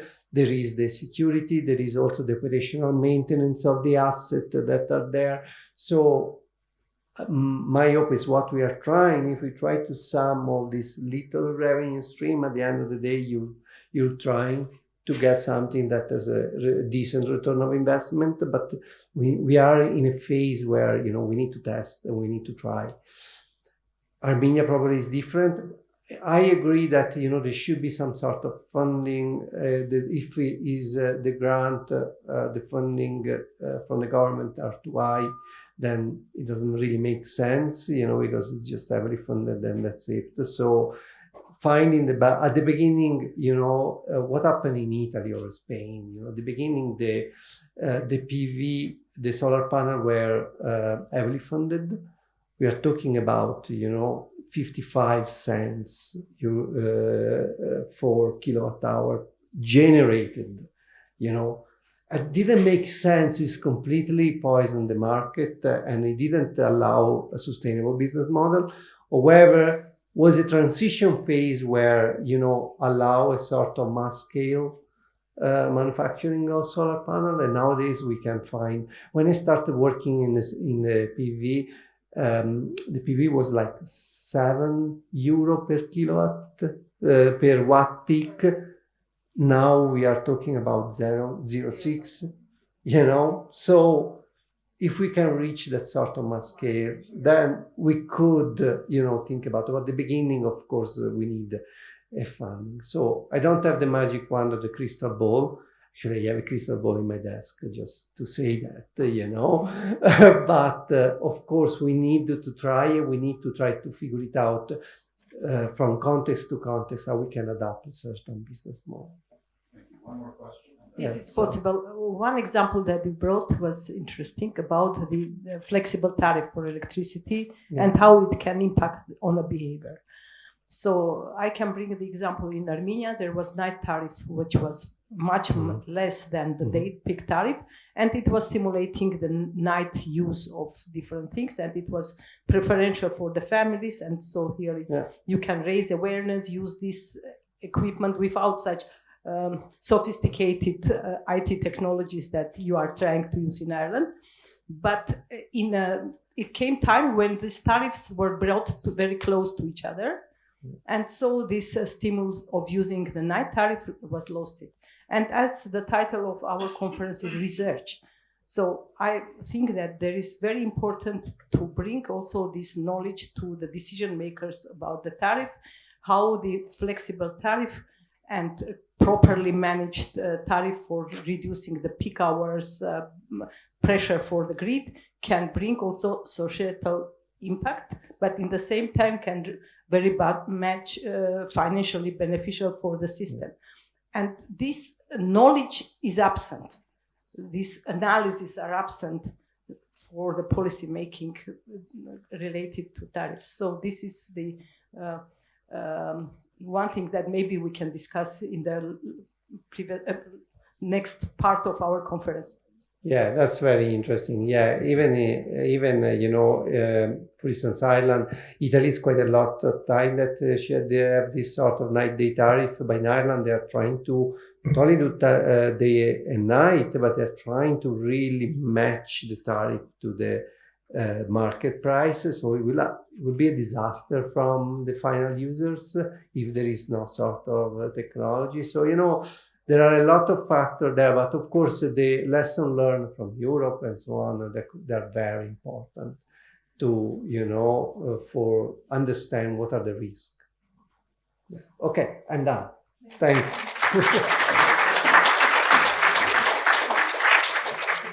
Actually, we spent whole time which was scheduled for the coffee break, and we are skipping the coffee break and moving forward to the panel discussion. But the coffee is out there in the same place where it was in the morning. So please, whoever wants, they can grab a coffee. So now I want to present the morning session with our first panel discussion titled Geopolitics and Regional Energy Security. This panel brings together experts from across the region and disciplines to explore how geopolitical shifts, regional cooperation, and security frameworks are influencing energy systems and strategies. The panel will be moderated by Narek Sukyasyan, adjunct lecturer at AUA and researcher at the Center for Culture and Civilization Studies at Yerevan State University. Narek, you're welcome.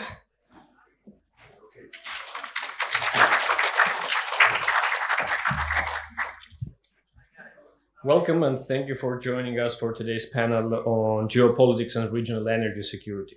Few forces have shaped international relations and as profoundly and as persistently as energy. For decades, oil and gas have been more than just commodities. They have been powerful tools of diplomacy, leverage, and even conflict. From 1973 OPEC oil embargo to Russia's use of gas exports as geopolitical weapon, energy has long influenced global power dynamics. And we know that better than many in other parts of the world. Today, major players like the US, Russia, China, and the EU continue to use energy policy to pursue strategic interests, affecting alliances, economies, security in profound ways. Today's discussion will explore these themes, the political power of oil and gas, and the strategic use of sanctions, and the geopolitical implications of transition to renewables. So let's dive in and invite our panelists to the stage. And as we're into saving time now, I will also be brief in the presentation of our very distinguished panel, especially those who already had the chance to be up here. First, I would like to invite our first keynote speaker, Mr. Vazhak Oginashvili, Certified Information System Security Professional, Information Technology Infrastructure Library Expert, and Chief Security Officer in Georgian Energy Exchange. Next, I invite back Dr. Fabiano Palonetto, a professor in Management Information Systems at Maynooth University, Ireland, and thank him for his generous hosting of our group in Ireland in late May, a couple of months ago. Mr. David Khachaturian, who is an international lawyer, lecturer in alternative dispute resolution, commercial and investment arbitration, and researcher in security and public international law at Russian Armenian University. David Khachaturian specializes in international law and very impressively has 3 LLM degrees, one from Armenia State Pedagogical University in civil law, followed by a degree from Uppsala University in investment treaty arbitration, and the most recent from the Swedish Defense University in international operation law. And last but not least, I would like to invite Dr. Arem Arjanyan, who's Armenia's national energy expert at the United Nations Development Program. A power engineer by training, he heads the Armenian Energy Initiative, an NGO that supports policy development to strengthen efficiency, sustainability, and energy security. He's smoking. He'll be right back. Hey, smoke. All right. Please let him know, assure him that I did the presentation. So, okay. And someone's phone is here.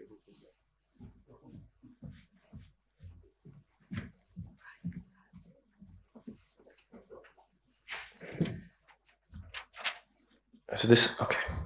So my first question would be to Vaja. I have prepared some things, but your talk gave me even more inspiration for my questions. I mean, today hybrid threats from countries that target, among other things, also critical infrastructure of their adversaries has become very commonplace, and you have very illustratively showed that. I really liked your analogy of the football game, of how the attackers now need to succeed only once, while the defenders have to be successful at all times.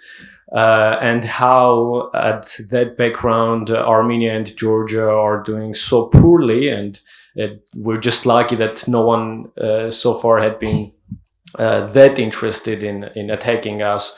Otherwise, it would have probably resembled the most recent Armenia-Georgia game, where pretty much every Georgian attack ended up in a goal in Armenia's side. But having that in mind, having those vulnerabilities that you talked about in Armenia's case, bringing the example of Medzamor nuclear power plant, or in Georgia the east-west corridor as vulnerable spots, how do you see? Besides that, I want to give you the floor back and see what other challenges Armenia and Georgia face in protecting their critical infrastructure in energy, and what are, besides the very basic IT guidelines, what the countries can do to withstand these threats, if necessary, but hopefully not necessary. Can I start this? It's all.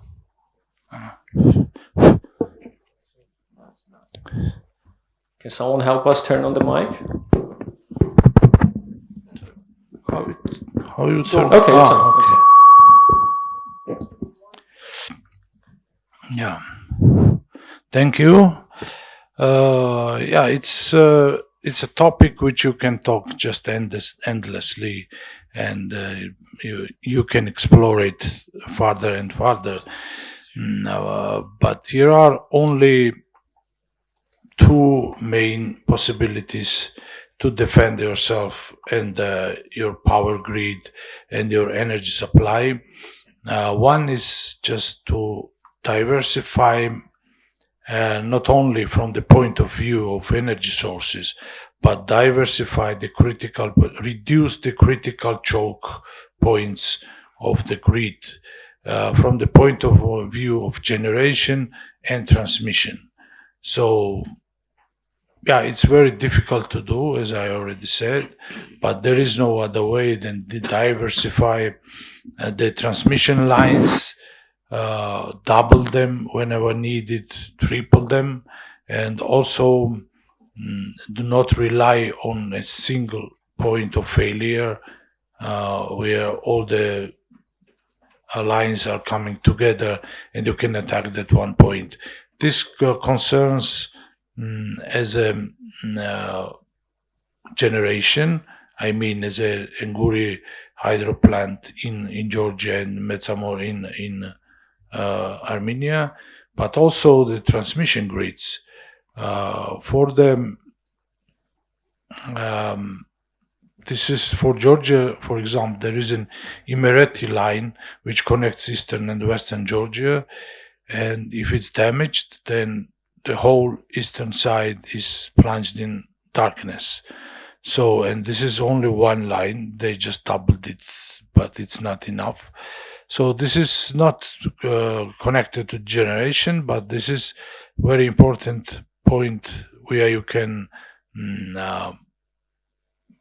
somehow create alternative lines of transmission, and also the synchronization of systems.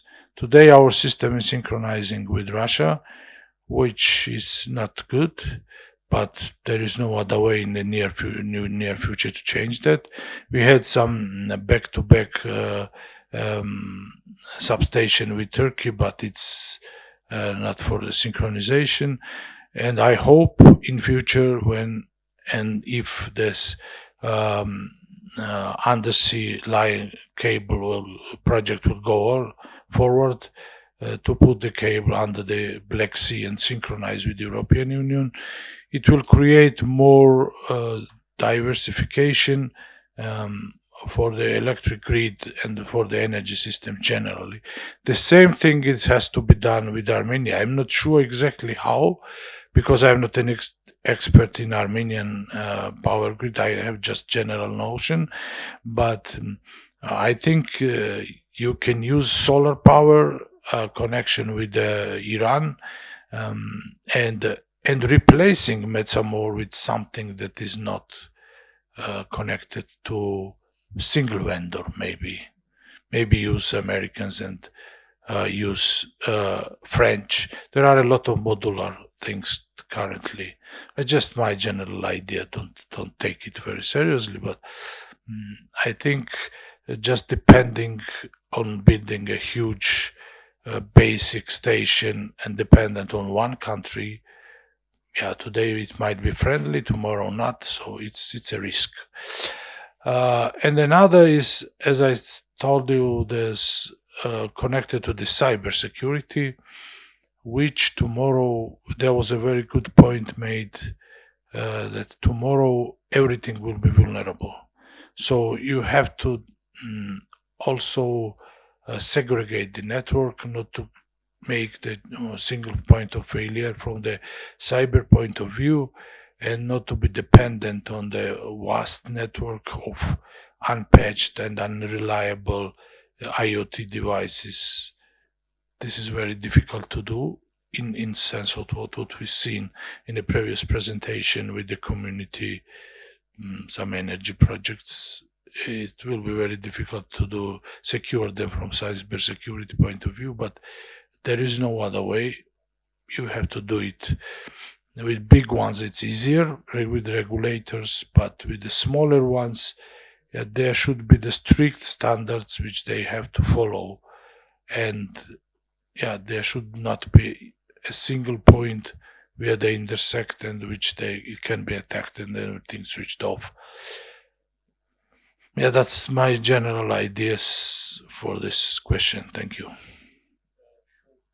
Maybe a short follow-up to that. Since the countries are facing very similar problems and the solutions are then probably also not too different from each other, but also to get them, they have to compete for resources. So do you see these threats and possibilities to overcome these threats as another source of competition and conflict and tension regionally in South Caucasus, or do you see more cooperation around these topics? Of course the cooperation is the path forward always, but you cannot avoid the conflicts. So you have conflict now with Azerbaijan, we have with Russia, it's really not easy to navigate this and cooperate. In ideal case, if everybody had a cooperation, and with the interconnecting power networks, it would be a great thing to cooperate and avoid this, to help each other with the expertise and everything. But you are very suspicious when you are sitting with them in the meeting discussing your defense mechanisms, and you can see somebody which is some member of community which you perceive as an enemy and perceive as a state which is eager to attack you. It's very difficult to share your knowledge or get shared knowledge from others. So we have to fight this and we have to work around this. But at least cooperation between Georgia and Armenia, I see as an obvious thing from the point of view of cyber defense and sharing knowledge and sharing even CIRT teams, I mean cyber incident response teams, because it's very difficult to accumulate knowledge and have people, one of the things which I did not mention is connected to the human resources. It's very difficult to have team which is well versed in cyber field as well as in energy field. There are separate areas of expertise. So if you train somebody which understands both worlds, he's very valuable. And yeah, if let's say Armenians have it and Georgians need it tomorrow, we can share, and someone from Georgia can be shared with Armenia. We are small countries and resources are not as large as with other countries. So yeah, cooperation will be essential, but not easy. Yeah, there will be suspicions all around. That always happens with scarcity of resources and urgency of those problems, but hopefully STREACS can also be one of those platforms that they can foster such cooperation in the future. I want to move to Fabiano on my question. I really loved your comparative cases from your presentation. I also come from a comparative political science background, so my question will also be directed in that comparative perspective. We're very jealous of the technical specialists because you have ideally controlled experiments that you can hold in your labs, which we do not have because we work with societies and political systems, so we cannot control all the variables. But nevertheless, to draw some conclusions and understand what works and what doesn't, and change things accordingly, we need to look at the variables that foster or lead us to progress than the other, and avoid those variables that make progress slow or hamper it altogether. Speaking of the European perspective, be it just transition, be it moving to renewables, or if to put it simply, being successful in what we're discussing today. What are the variables that define or pull together the more successful countries in the European Union? And what are those variables that pull them back so that we can, even though it's not an ideally controlled experiment, but what are the variables that countries like Armenia or Georgia or those who are still far behind the European leaders can do to can adopt or work more deeper in along the lines of those variables to advance in this? Quite interesting question. Thank you for that. I'm not an expert on, but I can identify some sort of common variable that could really help. One is the part of policy and governance first. Because policy and governance, they really, a stable regulatory framework really, helps quite a lot in advancing the decarbonization, the green transition, and so on. Also, one thing that could be quite important could be, carbon pricing. That's something that could help a lot, and carbon pricing can really, and subsidies as well. We were talking about grant. European Union is quite, advanced in terms of giving grants for research, for testing, for creating this lab test that you were discussing.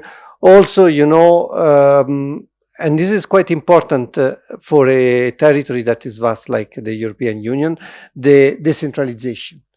So the energy governance in Europe is decentralized. There are DSO, TSO, and so on. And all of them, they have certain authority. So certain authority means that they can do experiment and testing, And, some, they want to do it. Some, for instance, some of the DSO in big countries like Germany, like Italy, they are facing the competition, so they need to do this sort of advancement, and some not. So this is another important point. Also, what I was thinking is the economic capacity, of course. Think about UK that is not in Europe. So let's think about Ireland as a high GDP. So which Ireland? Ireland, not Northern Ireland, let's not open a debate about that, but as an IGDP that allow, to do experiment and tests. And also, and that's basically, I think that it's the main, these are the main variables that they're affecting. In terms of lagging behind, and we can see also in Europe there are some that are more advanced. There is also a sort of political and cultural aspect to it, because countries that are more advanced, they want to test things like Denmark, like Sweden. They have also that's another, the sort of geography is important, because Denmark is quite interesting because they have all the renewables coming from Sweden, so they have their own market, so the prices are really low, so they are facilitating in that. In terms of lagging behind, of course, there is still the economic capacity, lower GDP could, if you think a country like Poland, Bulgaria, and so on, this is a big, that's an impact. But also, their reliance and dependency on fossil fuel, that really doesn't allow them to do much more, or they are heavily dependent. And so, I think that this variable, they're really, impacting the sort of, in positive, some of them, but some of them in negative, the advancement of, this sort of transition and decarbonization. I think they're quite more or less, and also the geography is important, because some of the countries, as I said, they really are naturally, resourceful, and they can use biomass, or they can use solar, and so on. Thank you. The lesson I draw from that is policy and governance, improving that. Having stable regulatory framework, things that we can do. But it would be ideal if we could just become range and move to Scandinavia. That would be actually a very quick solution to things. Well, thank you, Fabio. Next, I want to turn to David and open up the international aspect of what we're discussing today, and ask about two international pressures that small states that are low in resources, but also not just in terms of energy, but also in terms of know-how, when they can't even possess the technology to invest. And the two pressures that I want to ask you about, and how small countries deal or can't deal with this, is one of the international investments, because not possessing those resources, small countries like Armenia often turn to international investors, and then that creates a form of dependency, be it just corporate dependency, or even worse, political dependency from the country of origin of the investor, which Armenia currently and chronically faces. And the other international pressures, the international legal systems, for example, international energy charter treaty, that create number of or may create number of obstacles in the transition that these small countries are facing or trying to go. Even though the intentions are good, the treaty itself or the international frameworks are well intended, but nevertheless they create, some might argue, a new form of neocolonialism that allows the more developed to develop further, while the less developed are stuck with these legalistic hurdles. So what should we do? Thank you for the question, Arik, and thank you for moderating this panel. So basically, I'm the guy who's going to talk about the law, which I know is not as interesting as cybersecurity is, but I'll try to keep it as painless as possible. Thank you. We appreciate it. So when it comes to this ECT Energy Charter Treaty, it was designed and signed in a completely different era, completely different times. It was designed in late 1980s, and it was signed, entered into force in basically in 1994, the beginning of 1994, and that was a completely different era. That the charter was designed to help post-Soviet countries and post-Warsaw Pact countries to integrate into the European, into a larger energy market. And basically the charter focuses only on traditional fossil fuels energy sector. And the charter has a legal risk, possesses a major legal risk for countries, for states who want to move toward green transition.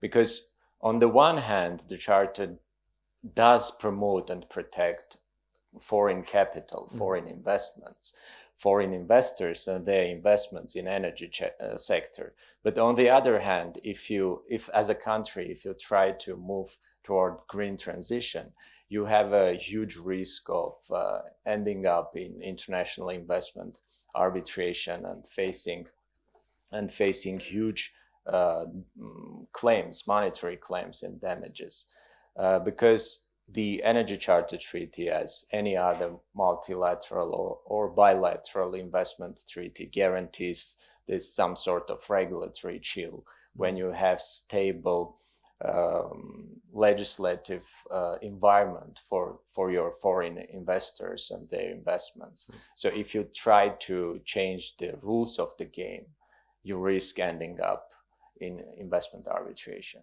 So meaning if you create better opportunities for renewables, which will make regulatory changes, those foreign investors who are in traditional fossil fuels will say you're breaking the promises that you gave us for comfortable business and take you to court. Yes, you basically discriminating against so-called brown energy.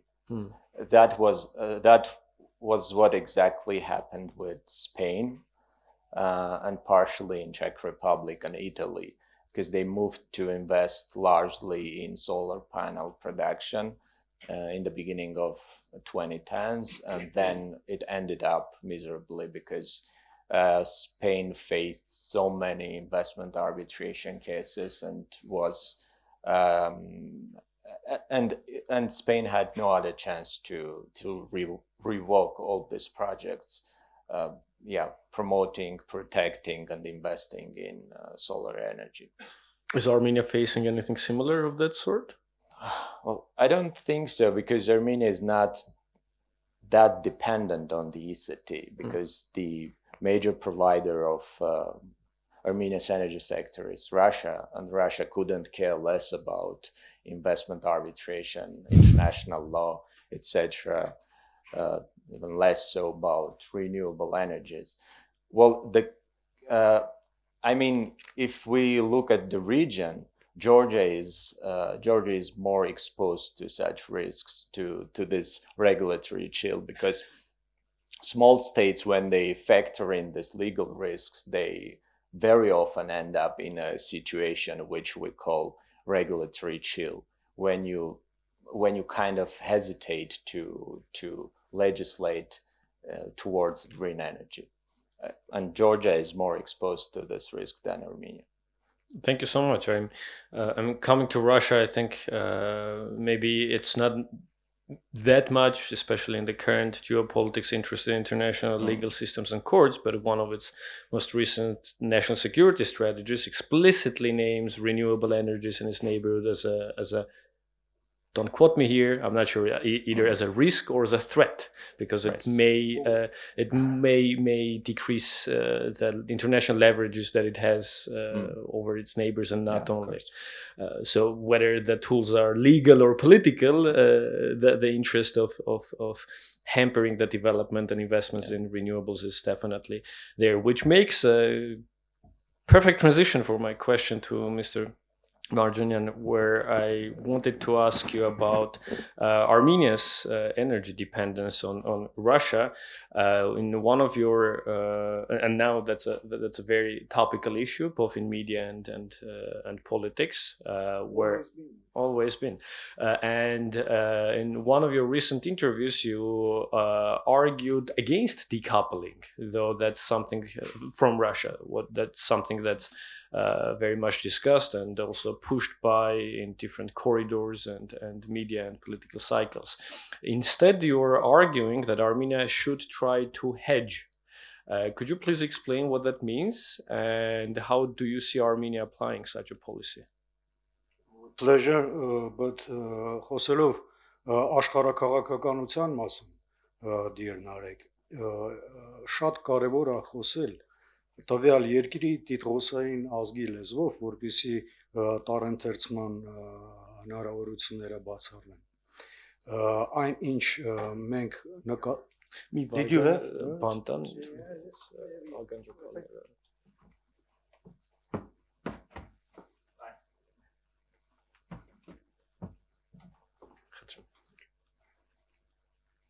Sorry. Batonovaja, are you okay with that? Yeah. Okay. Խոսելով աշխարհաքաղաքականությունից կուզենայի հիշեցնել ձեզ Բատոնովաժայի հետևյալ միտքը։ Զուգահեռ աշխատանքը ռուսական համակարգի հետ շատ վատ բան է։ Ինժեների տեսանկյունից այդ պնդումը ճիշտ չէ եւ համարժեք չէ։ Զուգահեռ աշխատանքի տեսանկյունից հակառակը դա շատ լավ բան է աշխատել հարևան երկրի էներգոհամակարգի հետ զուգահեռ ռեժիմով։ Հայաստանի պարագայում դա շատ լավ կլիներ, եթե Հայաստանը զուգահեռ աշխատեր Վրաստանի հետ եւ շատ լավ կլիներ, որ աշխատանքը Իրանի հետ բարձրացվեր էլ ավելի բարձր մակարդակի։ Նկատի ունեմ էներգոհամակարգերի զուգահեռ աշխատանքը։ Ինքնին այդտեղ տալ վատ եւ լավ գնահատական էլ ինժեներական տեսանկյունից անհեթեթություն է։ Ինչ վերաբերում է աշխարհաքաղաքականությանը, ապա այստեղ պետք է նայել բաց աչքերով եւ հասկանալ ընթացող process-ների էությունը։ Իսկ էությունը կարծում եմ շատ պարզ է, տասնամյակներ տևող աշխարհաքաղաքական ճնշումը Հայաստանի վրա, որը մարմնավորված է Հայաստանի գրեթե ամբողջական շրջափակմամբ, Հայաստանը հիմա գտնվում է էներգոտրանսպորտային բլոկադայի մեջ, իսկ ես հիշեցնեմ, որ բլոկադան դա ռազմական գործողությունների տեսակ է։ Ոնց որ թե հնարավորություններ է ստեղծում ապա շրջափակել Հայաստանը, բայց այս պահից դեռ ոչ մի բան փոխված չէ, Հայաստանը ինչպես եւ տասնամյակներ ի վեր գտնվում է էներգոտրանսպորտային շրջափակման մեջ, այլ խոսքերով Հայաստանի հանդեպ իրականացվում են որոշակի ռազմական գործողություններ, առաջին հերթին Թուրքիայի եւ Ադրբեջանի կողմից եւ ոչ ուղղակիորեն Հայաստանի բլոկադային է մասնակցում նաեւ Վրաստանը։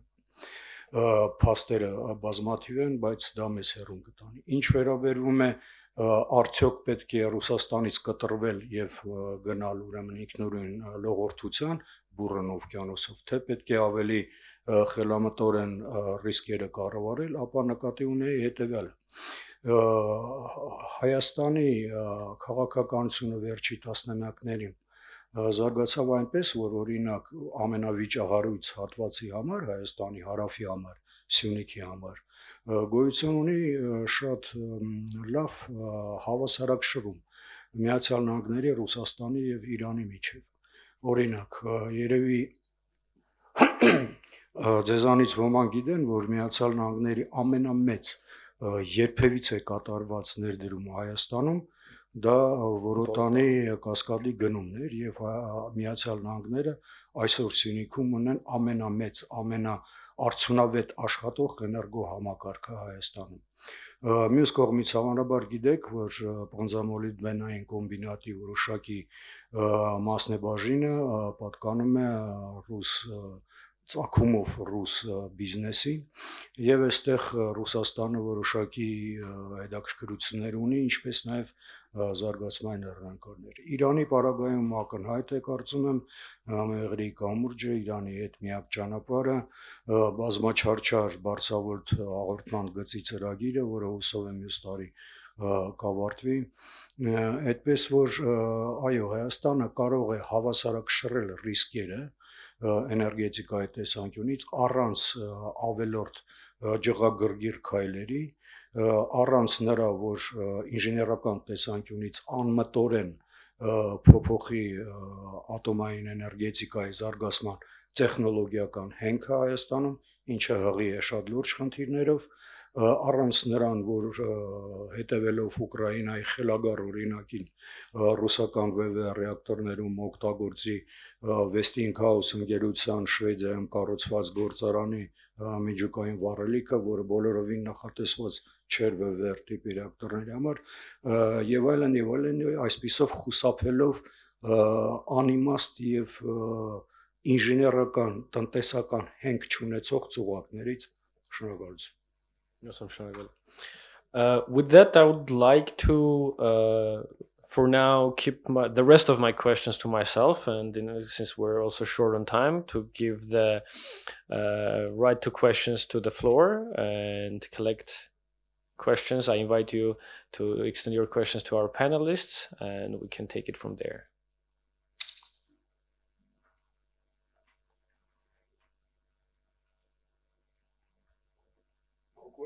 There will be. Just I caught them off guard. I will.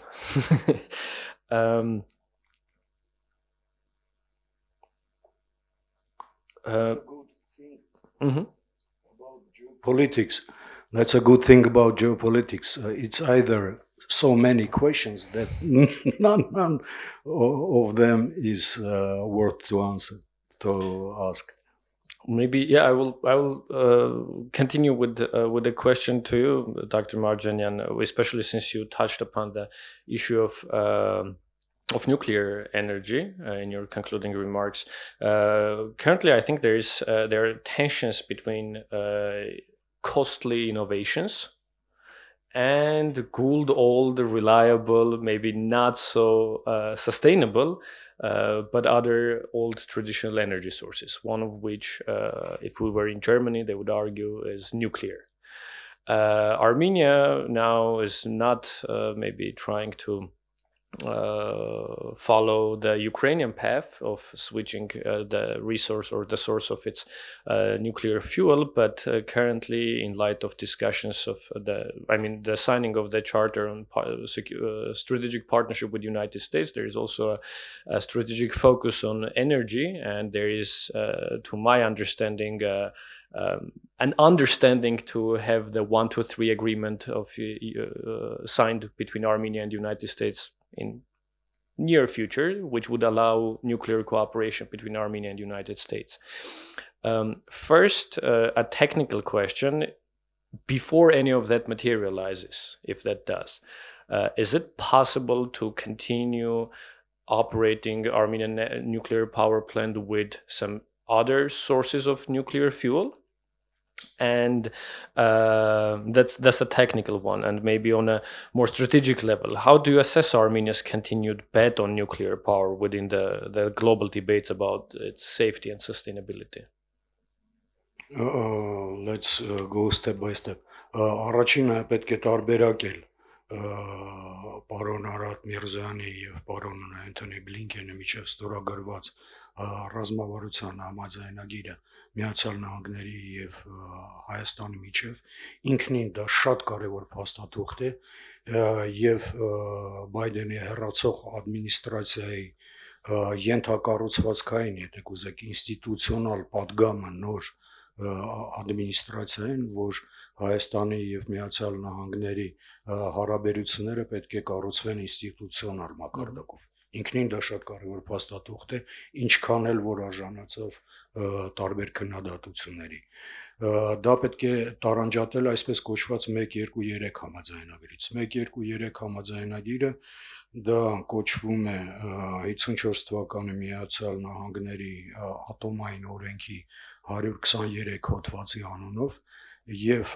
կարգավորում է Միացյալ Նահանգների եւ այլ երկրի միջև ատոմային էներգետիկայի ոլորտում տեխնոլոգիաների փոխանցումը, միջուկային վառելիքների փոխանցումները, որոշակի տեխնոլոգիական գիտելիքների փոխանցումները եւ ելի մի քանի բաներ։ Առաջին անգամ հայտնի դարձավ, որ Հայաստանը դիմել է Միացյալ Նահանգների հետ 123 պայմանագրի ստորագրման համար, դա 24 թվականի օգոստոսի սկիզբն էր երբ որ ի հարցում հայկական լրատվամեջոցներից մեկին Միացյալ Նահանգների պետդեպարտամենտը օֆիցիալ իր պարզաբանման մեջ նշեց, որ այս պայս քննարկվում է 123-րդ համաձայնագիրը Հայաստանի հետ, process-ը գտնվում է զարգացման մեջ, վերջնարդյունքները հայտնի չեն եւ Երևան ընթացս։ Process-ը մինչ օրս շարունակվում է, վերջնախաղը հայտնի չէ, արտահայտված չէ ոչ նախագահ Թրամփի, ոչ Department of Energy պաշտոնական դիրքորոշումը Հայաստանի հետ 123 համաձայնագրի կնքման ուղղությամբ հիշեցնեմ, որ Միացյալ Նահանգների հետ 123 պայմանագիր ունի նաև օրինակ Ռուսաստանը, Թուրքիան, մոտորապես տասնյակ մի 20 երկիր, այդ թվում նաև Եվրատոմ կոչեցել կազմակերպությունը, որը միավորում է եվրոպական 28 երկրներ։ Ինքնին 123-րդ համաձայնագիրը ուզում եմ ասեմ արտառոց բան չէ, սակայն այն ինստիտուցիոնալ հիմք է արդեն տեխնոլոգիաների փոխանցման համար եւ որոշակի տեխնոլոգիաների հետ կապված գիտելիքների եւ այլ հանգամանքների ուղղությամբ այդ 24 թվականի օգոստոսից պարզ դարձավ, որ Հայաստանը մտածում է նաև ատոմային էներգետիկայում օգտագործել Միացյալ Նահանգների ատոմային տեխնոլոգիաները ի տարբերություն նրան, ինչ տեղի ունեցել Հայաստանում վերջի 80 տարիների ընթացքում։ Հայաստանում ատոմային էներգետիկան զարգացել է բացառապես ռուսական կամ խորհրդային VVR տիպի ջրային ատոմային ռեակտորների տեխնոլոգիաների հիմքին։ Իսկ ինչ վերաբերում էր ձեր վերջին հարցին, անվտանգության մասին, գլոբալ ինչքանով ատոմային Դե վառելիքի մաս ասի, անվտանգային դա, այսպես ասած, մեր խելքի բանը չի, և կարծում եմ պատկանողները որոշակի լուծումներ կգտնեն։ Ուզում եմ ասեմ, այստեղ պետք չի հեռանալ common sense-ից, պետք չի անել կտրուկ և չհիմնավորված քայլեր, պետք չի խրտնացնել ոչ մի կողմին, խոսակցությունը պետք է տանել մասնագիտական և այսպես ասած չոր հիմքի վրա։ I think we have questions. We don't. Then I have one more question for Fabiano. There have been hopes that with the growth of homegrown renewables, homegrown energy, closer to from supplier to those who use it, that it will lessen the dependence of, we can speak of European countries now, of European countries or anyone in the world from political dependence from the producer countries.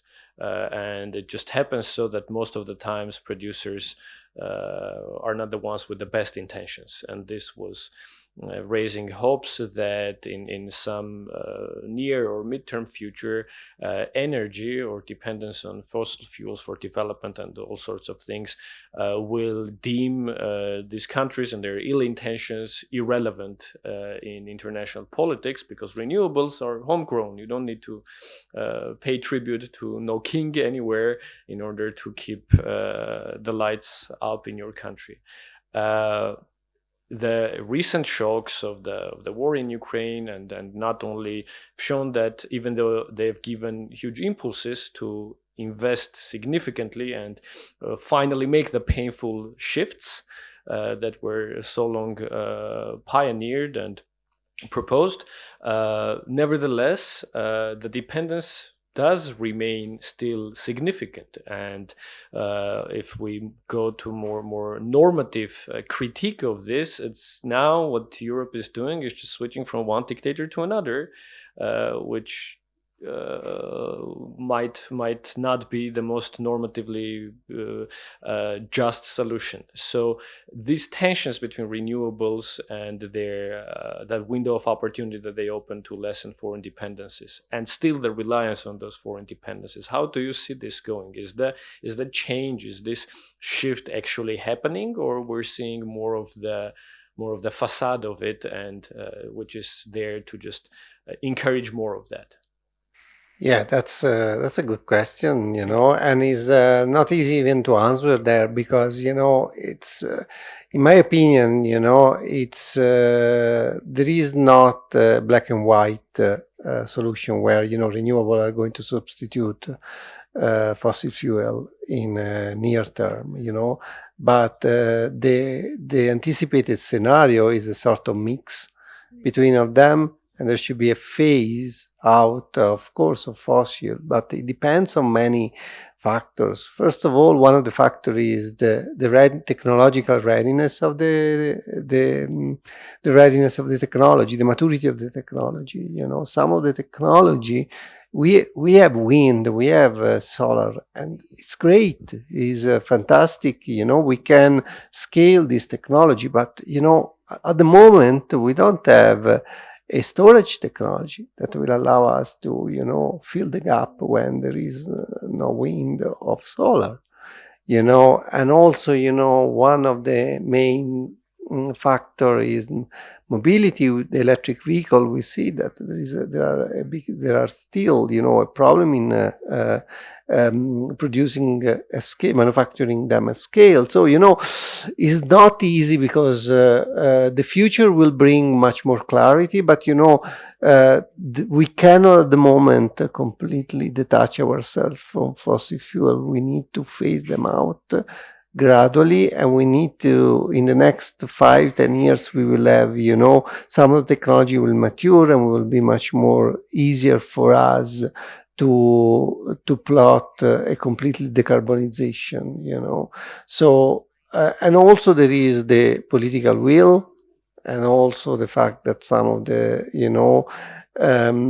of these countries that, offer, they have abundance of fossil fuel, they are trying also to reduce it, try to, slow down the decarbonization. So there are,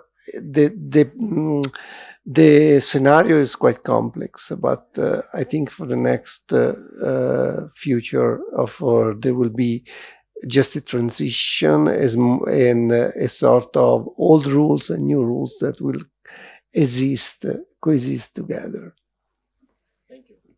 And maybe my last question, which goes both to David and Vaja, and which is the question that is between the panel and the lunch, so that is separating us. But the question is, and Vaja touched upon this question in his keynote speech about identification of the source of cyber threats, which inevitably needs to be used when the country needs to take legal measures in response of such an action if they decide to do so. And David, in one of your articles in EVN report, you discuss about the case when such acts amount to an act of war or not, and what kind of retaliation is just or necessary, or the countries can even technologically undertake. What challenges do you see in this, and maybe plugging this into the endless debate of political scientists and lawyers? Of a political scientist, it wouldn't matter if you take that country to an international court, because maybe it will take decades, and at the end you don't know what the result is. It's better to take a political decision and just to retaliate immediately or sanction that country. Is that so? And if not, what measures, what tools countries like Armenia or Georgia have to protect themselves against such things in using the benefits of international legal systems? Marek, you're definitely on fire today. Thank you for another very captivating question. Well, first of all, the starting point is attribution. In international law, you have to attribute a certain action, certain conduct or misconduct to a state or a non-state entity. Well, international law has this soft law only, which is called Tallinn Manual and Tallinn Manual 2.0, Volume 2. This is just a soft law. It is not binding, but it is getting to that point of being binding through customary international law. Well, basically, this is technically, this is the most difficult part, to track down the attacker or the attacker groups, and to try to attribute the conduct to a particular state. Vaja already mentioned this deniability thing, that even if you track down a certain IP, for example, to, let's say, in the case of Estonia being attacked by this Russian group back in 2007, even if they tracked down the group which was based in Russia territorially, you can't necessarily attribute the action to the Russian Federation. But when it comes to the acts of war, well, first of all, international law is not familiar with the term war nowadays. We use armed conflict. And coming back to the point of Turkey or Azerbaijan being in war with Armenia, international law and law in general doesn't agree with that. Turkey, for example, has never been in war with Armenia, thankfully, fortunately. So yeah, when it comes to cyber attacks at certain point can potentially, theoretically, be tantamount to armed conflicts, armed attack, as understood under Article 2.4 of the UN Charter. But to have a situation when you can say, okay, this is an armed attack, you have to have kinetic consequences. People have to die. A power, destroyed, blown up. Because of as a derivative consequence of the original cyber attack, cyber operation, which is like very difficult thing to occur, and B, to attribute to a certain state. And the applicable law is the jus contra bellum, which people call jus ad bellum, which means law towards or to use of force, but actually it's jus contra bellum, law banning the use of force completely. It is enshrined, as I already mentioned, under Article 2.4, which completely prohibits the use of force in international relations between states, not between states and non-state actors. So if a group, if an NGO, if a state, or if a ministry, if a scientist can prove that a certain misconduct or a conduct is attributable to a state under very specific standards, which has been established back in 1986 by the ICJ in the very famous Nicaragua case, Nicaragua against the United States of America. Yeah, that one. So if you can establish the attribution, you have a potential state responsibility. But that's... Meaning that state can take actions of self-defense, which may be forceful? Not necessarily, because again, self-defense is the only permissible form of use of force, which is very limited under the UN Charter. Because we find that under Article 51 of the UN Charter, and you are entitled to self-defense, to use force to defend yourself. But this right is limited by the standards of proportionality and necessity. If the attack is ongoing, you can act. If the attack already in the past, in a relative, like let's say two weeks ago, if it happened 2 weeks ago, even in that case, you can't use force to defend yourself. You have to defer the problem to the Security Council, which admittedly doesn't operate right now effectively. But that also brings a technological issue, and I want to turn to Vaja. Can you detect the attack and the source of the attack that quickly so that you can retaliate? In self-defense. I already talked about it, but this is not, let's say, the international law, which is a very interesting field, is not always followed by the strong countries, the larger and big countries. I've heard that Americans introduced in their military doctrine the act of war notion, which means that they consider some of cyber incidents as an act of war. And they don't care, let's say, about the international law if they consider something that it's an act of war, somebody attacked them, and they think it's for themselves, they proved it, they can retaliate kinetically. So they are open to this issue, although the international law prohibits it. But they have enough power to do it. That's not the case in our case. So in Georgia and Armenia cannot afford themselves to send strategic bombers to bomb somebody. So it's because difficult. we don't have strategic bombers. That's what I'm saying. When you does not have it, you cannot send them.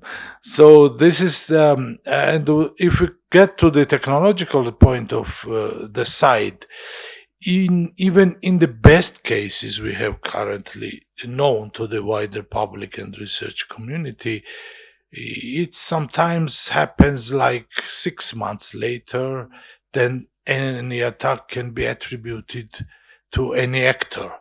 And the clever thing, and this is also coming out from the international law, the Chinese and Russians are doing, and probably the same thing with the Americans and the British and others. Those groups who are implementing those attacks are not officially the government agents. They are usually known as some unit, something. In Chinese case, let's say they were sitting somewhere in the basement in Shanghai and doing some work, and nobody could officially attribute them. Even if you find out and you prove that this is Chinese case, Chinese group from Shanghai, you cannot make the China responsible because they say, oh, we did not know. This is not an official sanctioned operation. So this is nothing to do with us. So I think what practice has proved, it's the I think hopeless case from the point of law to prosecute somebody for those actions. And the best case from technological point of view is like, I think 6 months, a year, 2 years to do the research and prove that somebody was this group perpetrated this attack. And after that, from the international point of view, it's just a lawsuit in the best case. So that's it. Yeah. Thanks, Narek. I would love to disagree, but I can't. Because basically there are several international laws. That's the international law as we know it, as a universal rule-based game rules, let's say, and international law made in Israel, international law made in the United States of America. So yeah, what states actually do, Narek, states who are capable to act, they first strike and then try to establish the attribution. Yeah. On this very positive note, may I invite everyone to lunch? Okay. Enjoy the lunch and be back. Thank you. And thanks for everyone being maximally provocative. Thank you. Yes. Thank you, my dear panelists. It was very interesting.